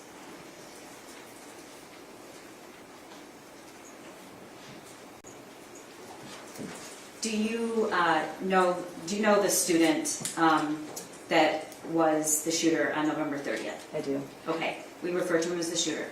How long had you known, that was the James Crumbley's son, Yes. is that correct? Yes. Before November 30th, had you ever met James Crumbley? Probably I was Ethan's elementary school teacher or principal. Okay. Do you have a specific memory of it, or you're not sure? No, I don't have a specific memory, no. Okay, let's go back to just James Crumbley's son. How long had you known him? He transferred to our elementary in 4th grade, so 5 years. Okay. And you eventually became an administrator in the high school? All right. So on that day, in November 30th, as part of your assistant principal duties, what are you doing throughout the day? I know you're probably doing a lot, but what are your responsibilities, particularly during passing time? During passing time, we are just monitoring the hallways and making sure that people are safely getting from one place to the other, just talking to kids, connecting with kids, checking in on students. And Kristy, how would you describe how you show up in the building for kids? My goal is to connect with students. Students make the day. Like, they just bring so much fun and life to our building. So connecting with the kids and checking on them and making sure they're doing good, and just connecting them to each other, and that's where our community is built, is within our schools, is Okay. at that young age. And even though you just testified you never had an active shooter situation, you did have a drill? Well, there were drills, I assume. I don't know, though. Yes. Okay. What are you trained to do when the school goes on lockdown? I'm trained to lock down. And can you tell the jury what that means? That means to take cover, to barricade the classroom door, to ensure the safety of the students and those around me. Okay. You just testified that you think you probably met James Crumbley. Do you have a specific memory of meeting him? I don't. I remember getting an email when Ethan was leaving elementary school, asking about a report card. Yeah. And what did you respond, if you remember? I responded how to get the report card and to give Ethan a hug for me. Okay, but he wasn't in your school at that time? He was leaving, going to middle school. Okay. And do you know, was he in the district the entire time? No. Like, what were the years that James Crumbley's son was in Oxford School District, if you know? 4th grade through high school. Okay. Directing your attention to November 30th, 2021, approximately 12:50. Can you tell the jury where you were and what you were doing during that time? I was in the cafeteria supervising lunches. It's a great time to be able to connect with kids. Kids are not in classrooms being super focused. They get to laugh and joke with you, and so it's a really good time to just connect with kids. It's lunchtime. Okay, and at some point, did you leave the cafeteria? I did. And where did you go? I went to... Before you look at the map, Okay, and the jury sorry. looks at the map, can you tell me exactly where you went and describe it first? Okay, so I went... Whenever you put something up on the screen, as you know, an educator, that means that people are looking at the screen and not. I went to the senior window. I headed towards the senior window. I didn't quite get all the way there prior to. And what's the senior window? Senior window is a little area in our school that our seniors kind of hang out, and it's like their little status symbol. Okay. And is that where you station yourself during passing time at that time? A lot of times I do, just to make sure that they're allowing people to get traffic to go through. Somebody is almost always stationed there to make sure that it's... People meaning underclassmen? Underclassmen. Okay. Yeah, sweet little freshmen. Yeah. Okay. All right. Drawing your attention to the map, which was previously admitted Exhibit 9, Your Honor. What is that? That's our school. Okay. And can you point to the senior, where you were at that time? And Mr. Keist already knows that, so I think he's going to direct your attention with the magnifying. Yeah, so I started in the commons area that he has highlighted there, and then I came down. I don't even think this hallway has a number, but it's between the choir room and the guitar piano room, and then ended down by the senior courtyard hallway area there. Which is right there where he, Yeah, highlighted that little, right in front of the courtyard is where the senior window technically is, but I stopped right here at this. Right there? Yep, this little diamond area. okay. And this was during passing time? Yes. All right, what's typically going on during passing time? Is it enough time for kids to get from one place to another, Yeah. or are people rushing? Yes, some kids rush. It depends on another lunch is happening. They rush to get into the lunch line, but And Molly Donnell previously testified that there's a schedule where kids are actually going to class, Your Honor, I'm then going to lunch. object to the form of the question. Your Honor, I'm trying to lay a foundation. I'm not trying to suggest an answer to the witness, which is why we don't allow leading questions. So if I could just get through that, then I will ask for the direct question. There's 3 different lunch periods, right? correct. Thank you, Your Honor. All right. So you were did you say you were in the senior hall around this time of 12:50? Yes. Okay. Was there any moment where you noticed something unusual? Yeah, usually I would go all the way to the senior window, but I paused at the diamond there just because there were a lot of kids rushing, laughing and rushing, and it was bizarre to me. I didn't know what was happening at that time. Okay. You just testified some kids rush, but your answer just now suggests that the rushing seemed something bizarre. Very different. Okay. Can you describe to the jury what you mean by that? Okay, so rushing to lunch is like a Olympic power walk situation, and running out of the building is different. So it appeared as though, I don't want to say they're running out of the building because I was not anywhere near a door to know where they were going, but there was more running and laughing going on. And what did you think at that moment? I thought it was very odd. Okay. Yeah. What did you do next? I asked a couple of students what was happening. They didn't know. And then a student came by running and saying, "Get the hell out of here." And then To you? to anybody, just announced it in that area. Did that seem unusual? Extremely. Okay. At some point, did you get information that there was an active shooter? Not at that point, no. Okay. So the student that you mentioned comes towards you running and yells, Get the hell out of here. and what do you do next? I asked a couple of kids what was going on. They didn't know, again. So what did you do? Well, almost immediately after that, I asked the kids, the PA system went off and said to take Alice protocol. So that was that the first time you were alerted that there was an active shooter? That was the first time I knew something was happening. Okay. Still didn't know it was an active shooter. Did you know, okay, fair. Did you know if it was a drill or a real Alice? I didn't know. I just knew that we were going into Alice protocol. Okay. Before I ask you some more questions, I just want to stop here because I forgot to ask you so we can get a good picture. The school holds about how many students on in one day? About 1,800. Okay. And this might not be a fair question, and just tell me if it's not. What kind of familiarity do you have with the general student body? I try to know everybody's name. So I am pretty familiar with the students. Okay. Yeah. When you heard the announcement, were you aware of who made the announcement? It sounded like Steve Wolf. And who was that? That was our principal at the time. Okay. What did you do? I started to check the hallway to make sure it was getting cleared. The hallways cleared extremely fast. So I walked toward the 400 hallway. I got on the walkie and said there are students running. I'm not sure what's happening.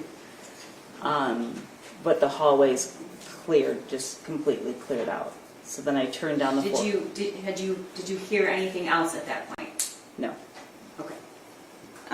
So you're in the 400 hallway, did you say? Correct. Okay. So starting at the top of the 400, yeah. And the announcement was to implement Alice protocol. Did you say that? Yes. Okay, and is that what you did? I made sure the kids did. Okay, I did not. what did you do? I went down the 400 hallway to make sure that the hallway I was closest to, students were taking cover. They did very quickly. One student came up very late to the situation, and I made sure that he got into a classroom. He asked if it was a drill. I said, it doesn't matter if it's a drill. You got to take cover. At this point in the hall, when you were walking down these halls, were the classroom doors open or closed? Closed. Okay. So you got that student in the classroom. That teacher was locking the door. Okay. So that teacher was out locking the door, and I put him in that classroom with that teacher. Okay. And then did you go into lockdown? I did not. Okay. Tell the jury what you did.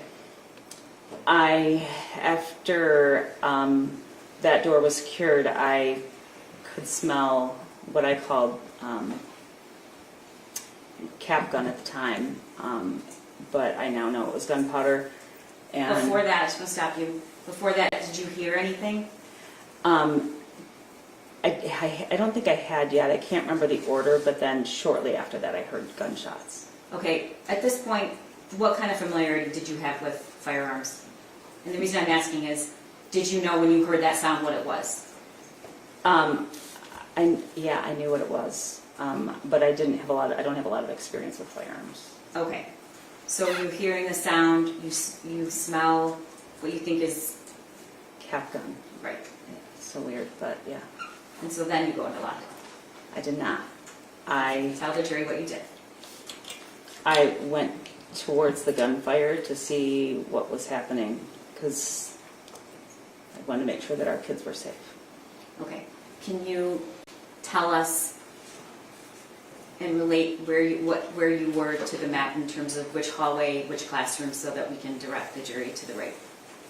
So I was down around room 408 and 409, and then moving towards 416. Okay. And then when I got to 416, at the end of that hallway, I turned left towards where the gunfire had happened. So you ran towards the sound? I did. Okay. What did you see, Kristy? I saw a student on the ground, so I approached that direction. I was concerned about the student on the ground. I couldn't tell who the student was, but I saw a student laying on the ground. Did you see anything else in the hallways at this point?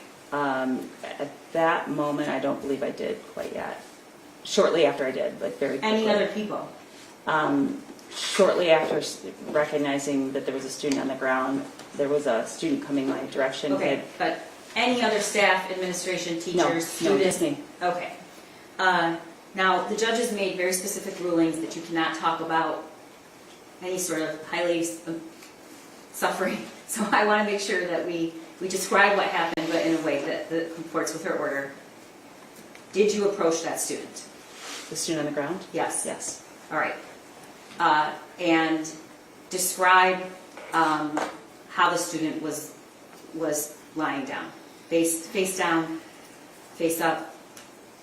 He was face down and looking away down, well, face down. His head was more turned towards that opposite of where I was. So away from you. Away from Okay. me. And there was a garbage can in the way, so I moved the garbage can out of the way so I could get to him better.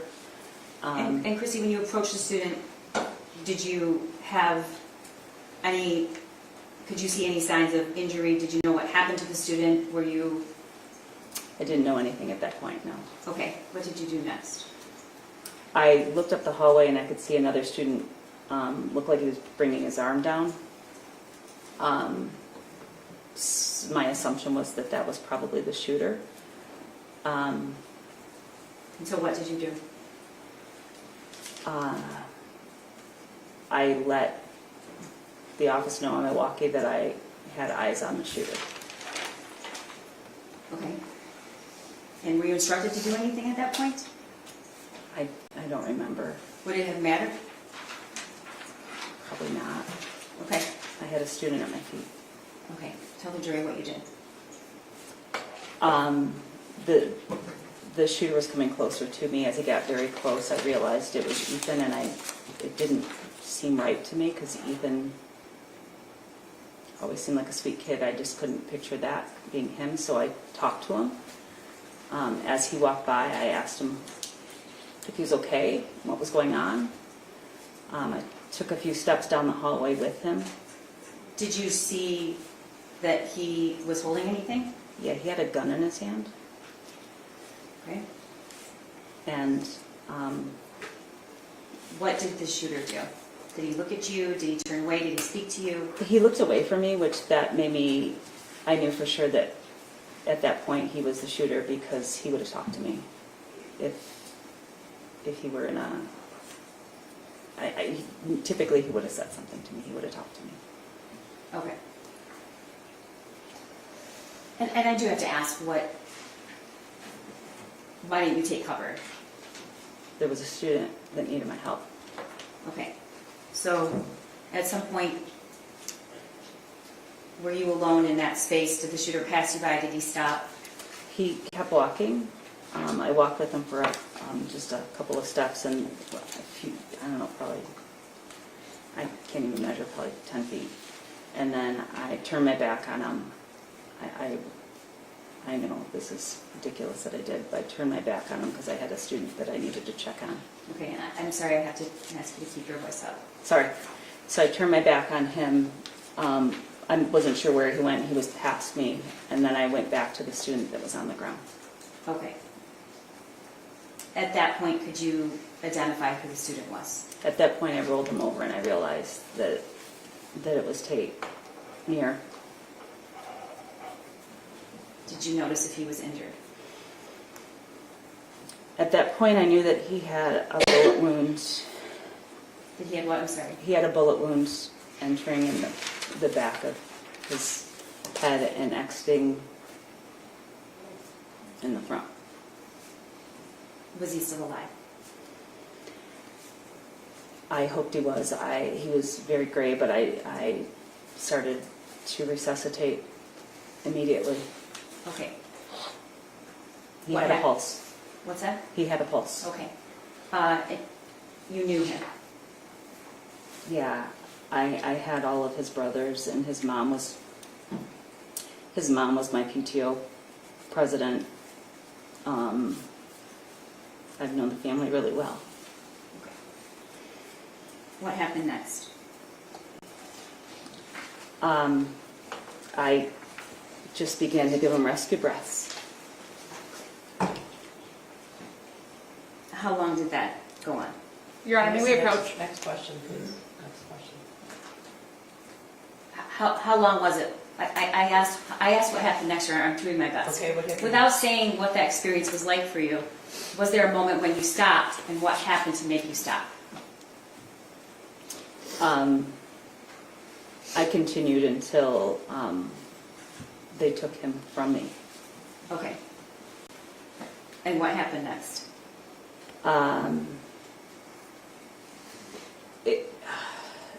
Kurt News came up. He had called on the walkie to see where I was. Is that the principal? That's one of the assistant If I principals. can just get some permission to leave just a little bit so we can move past this and comply with the court's order. But I'm concerned about an objection so that I can get to the, I don't want to violate the court's order. So I'm just going to ask a few leading questions so that we can move past that. What happened? Did somebody approach you at some point and ask you about the shooter's whereabouts? Kim Potts came up and told me it was a drill, and pardon me, you guys, I'm so sorry. My students are going to hear this, it's horrible. But I told her it was not a fucking drill, that that someone had been shot, and she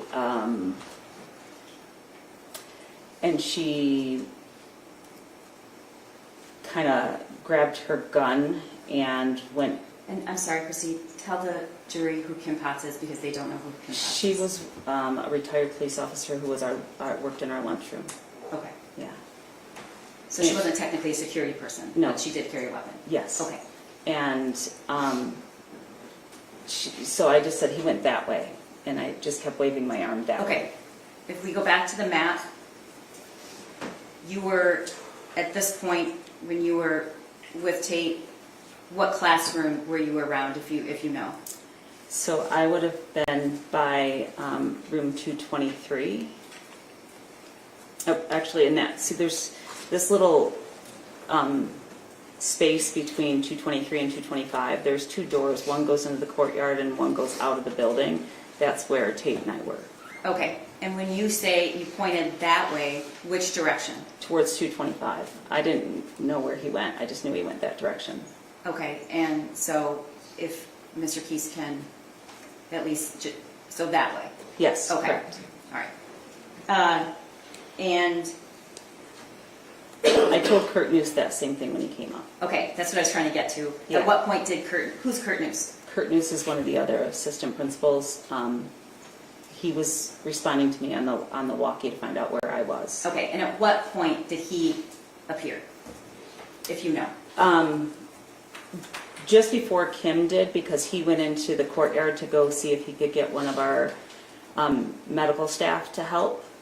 And then he came back out and realized that everyone's in lockdown, he can't go that way. So then he went out the other doors to get EMS. So between when he went into the courtyard and when he went to EMS, Kim had come down the hallway. Okay. And then Steve Wolf arrived shortly after that. I Okay. feel terrible because they came to help me. They should have been in lockdown. Like you should have been in lockdown. I didn't need to spare others Okay, either. okay. All right. What happened after that? You said eventually somebody took Tate away. The police arrived, and Deputy Freiberg came up, and Deputy Freiberg was one of my parents at Lakeville. And when he came up to me, he recognized me right away and came up and asked me what I needed. He was surveying the scene. Okay, what's Lakeville? It's the elementary school I was the principal of. Okay. And I told Shane, Detective Freiberg, that it was Tate, because he knows the family really well too. And it appeared as though it took his breath away, and he said, "I'll be right back." And so then they went and secured the scene, and that's when Ethan came out of the bathroom and was arrested. Did you see that? I did. They couldn't remember, they didn't know his name, they kept asking his name, so I went down and told them his name, and then I came back to Tate, because I didn't want to leave Tate. Okay. Were you aware that that was the bathroom where Justin Shilling was killed? Did you see any other victims that day? Oh, strike that. At that point? At that point, no. Okay. Have you seen the video Yes. of you that day? Yes. Okay. It's been marked as Exhibit 13, I believe. It's been admitted. And I do want to alert, we have alerted our victims in the courtroom, Your Honor, but the media... We're not going to show this on TV, okay? All right. Your Honor, just for the record, I did have an objection to this. I'm just renewing that objection for the reasons previously stated. Correct, we discussed that. Yes, Your Thank you, Ms. Lehman. Okay, so Exhibit 13 is not going to be shown on television. And I think that the victims who are present know what video you're talking about. Our victim advocates are there, Your Honor. We prepared them. They know that they can leave the courtroom if that's what they wish to do. Is there any audio on this? No.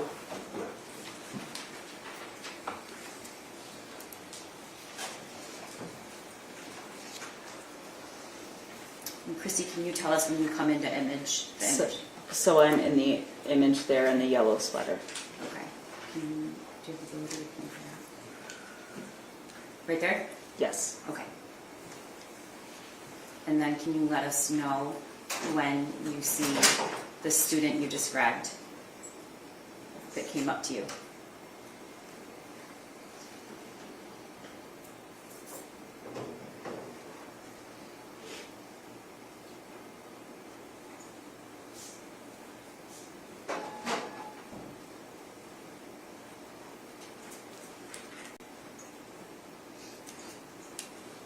right there. That was him running right there. And then the other students running behind him. Now this video is, there's no sound, but this is in real time, in terms of, you can Yes. see that, well, can you describe what you see in terms of the students' movements? They are running. Okay. So that's when I said on the walkie that students are running, and I didn't know what was happening. And then you'll notice that the hallway's clear almost immediately. Okay. This is when I go down the 400 hallway.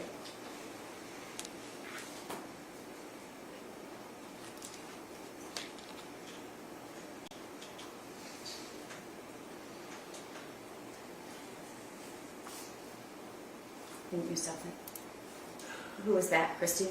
That's Ethan. Okay.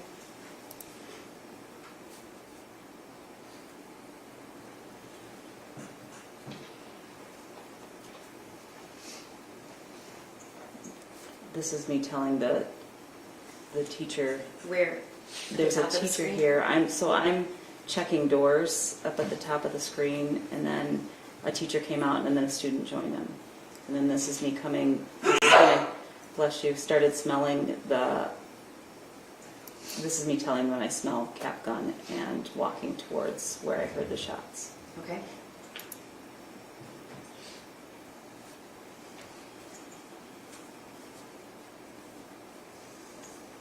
So right there is where I noticed Ethan, because I stepped aside and said I have eyes on the shooter.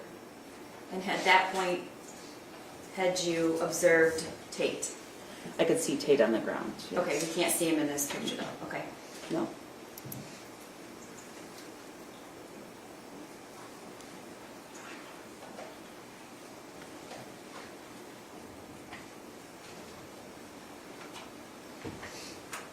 See me move the garbage can?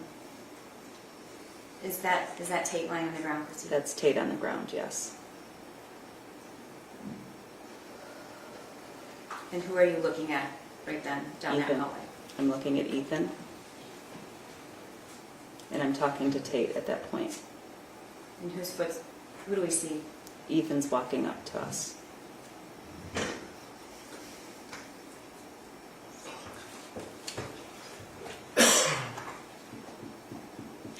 Now, from the time that you observed him, was he always walking at that pace, or was he ever running? He was always walking. Okay. And that's when I walked with him to talk to him. He wouldn't respond. And this is when I discovered it was Tate.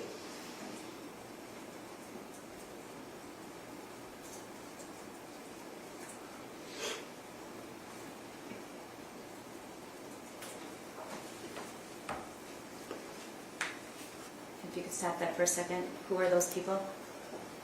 Those are the officers that, I don't know which ones, but, and then it looks like Ken Weaver. I think it's Ken Weaver there. And is this after Tate was already taken away? This video, or is this? No, Tate was still there. I got up from Tate because they couldn't figure out who the student was, and I needed to tell them what his name was. So then Okay, I ran down to tell him his name. So and then I ran hold on back. one second. Is it at the top of the screen right there? Yes. What is that? That's Right up there. that is Ethan being arrested. Okay. So I went down to give them his name, and then I went right back to Tate.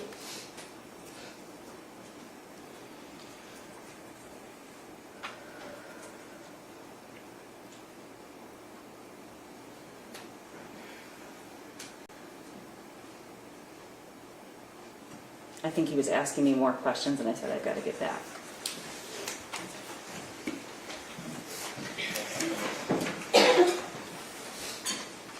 Nothing further at this time, Your Honor.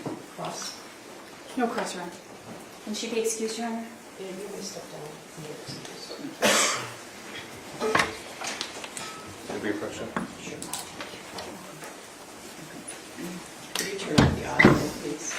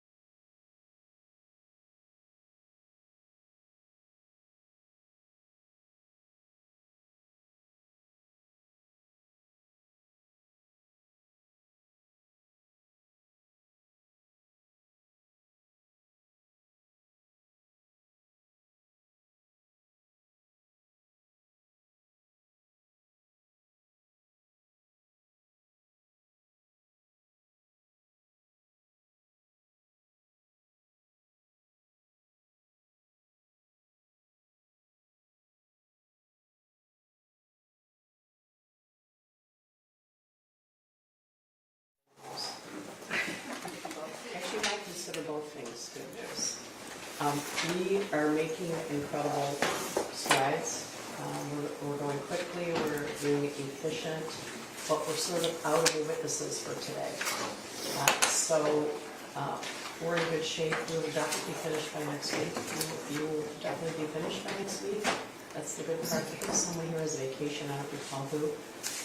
But we're making good progress. In fact, some of the witnesses have been deleted from witness lists. But we're sort of out of witnesses for today. So I'm going to have you come back on Monday morning, and we're going to start at 9 o'clock. All right, I hope you think this is good news, because, you know, it's Friday and stuff like that. But I need to tell you that during the trial, you should not read, listen to, or watch any news reports about the case. Under the law, the evidence you consider to decide the case must meet certain standards. For example, witnesses must swear to tell the truth, and the lawyers must be able to cross-examine them. Because news reports do not have to meet these standards, they could give you incorrect or misleading information that might unfairly favor one side. So to be fair to both sides, you must follow this instruction. Please do not go on social media. Please do not post. Do not do research. Don't discuss the case with anyone, even each other. All right? So I know it's going to be tempting this weekend, but it's supposed to be decent weather. So let's keep the TV off and news. If you're not reading the news, it maintains your blood pressure too, I've noticed. So that's a good sign. I'm going to order all of you to remain healthy this weekend. All right? Any questions about the schedule? So we'll go all day Monday, Tuesday, Wednesday. You could have the case by then. All right? We're making good progress. So be ready for some heavy lifting on Monday. Anybody, any questions? Please, we've come this far. We need your help. Don't talk about the case. Enjoy your weekend.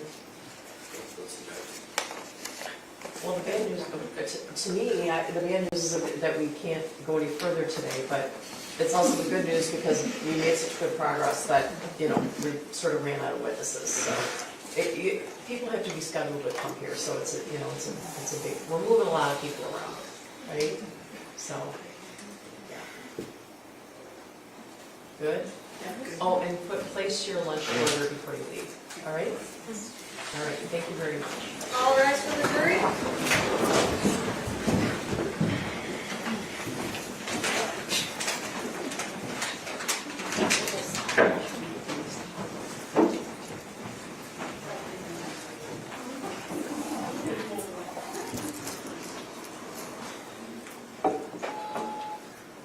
Okay.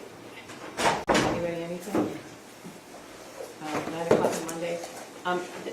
It's apparent to me that there's at least one person in the courtroom who is ill, and it's disturbing to me that that person would risk the health of everybody else here.